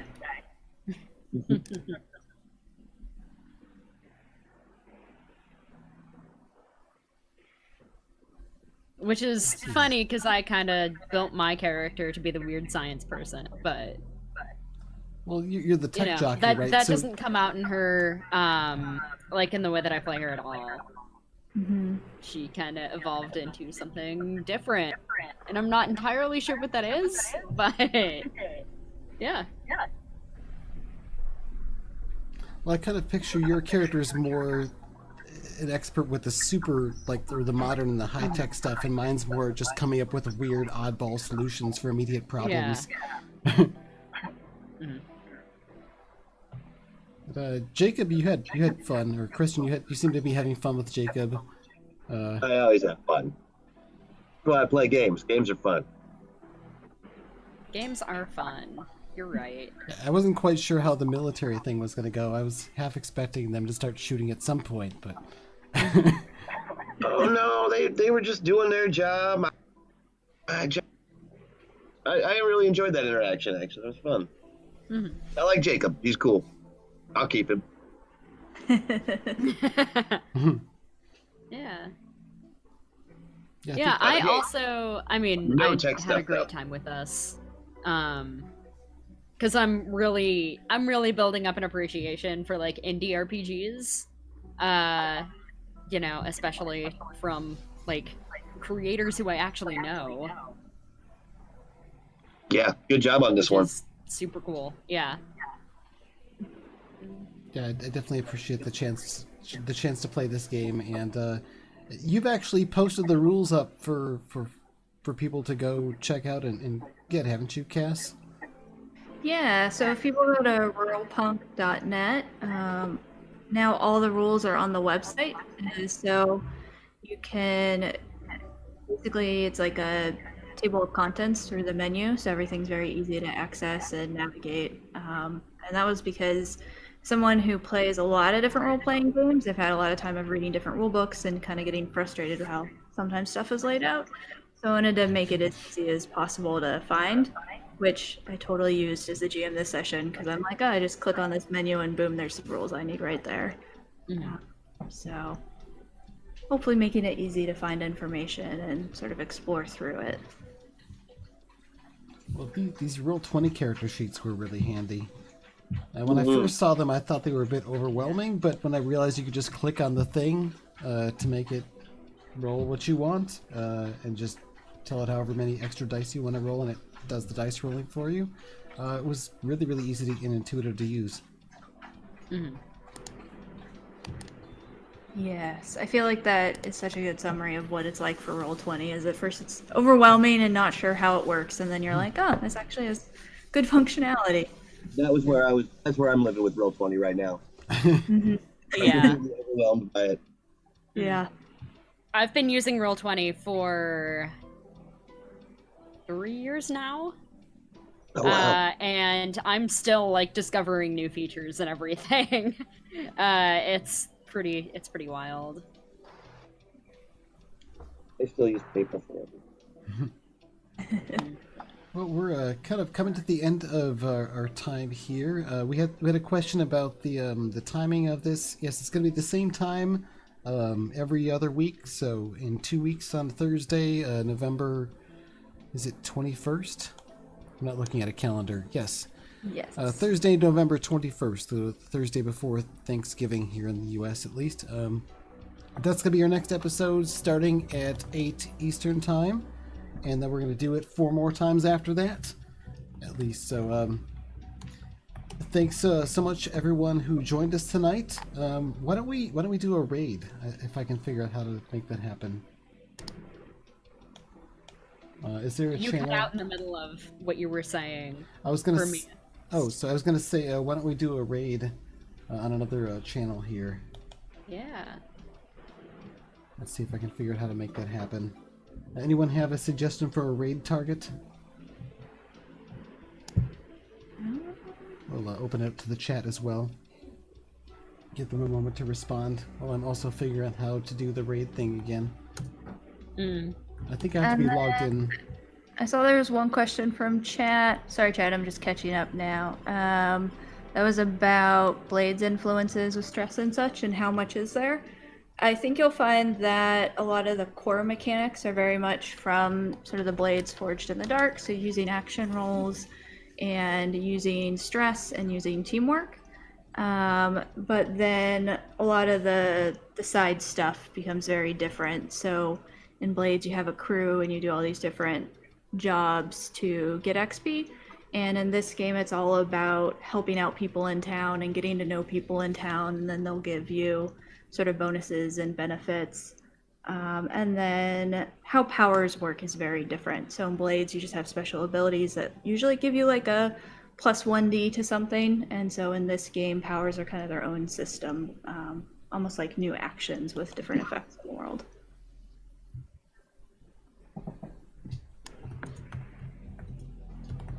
All right, let's raid Tagashi Jack. He's doing some Bloodborne. Oh.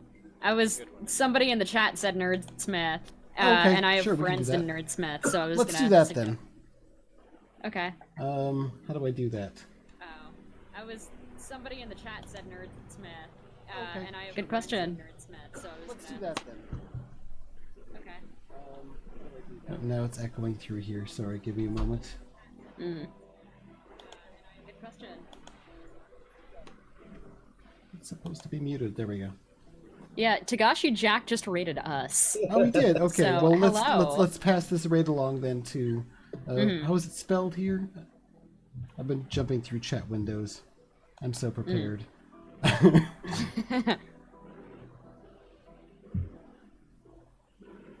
Okay, Nerdsmith. Here we are, Nerdsmith. Yes. All right, here goes. I'm going to attempt the raid command. Everyone who's up for it, tag along and say hello. Thanks again so much for joining us during this stream. It was so great to have a lively chat turnout, and it was a lot of fun. I love active chats. You guys were great. We love you. And we'll see you next time. Yeah. Hey, I figured out the raid command. Yay! Yay! Good job. I think I might always do this in the dark. This is actually pretty fun. It looks pretty cool, right? Yeah. Yeah. Got a picture you like out in the wilderness somewhere, can't see the rest of the background, almost like a Blair Witch camera. I'm out here with the bees. It's been 14 days. I'm so scared right now. I think they're out for blood. All right, off we go with the raid. Again, thanks for joining us. Thanks, guys. Thanks, See everyone. you next time. Bye.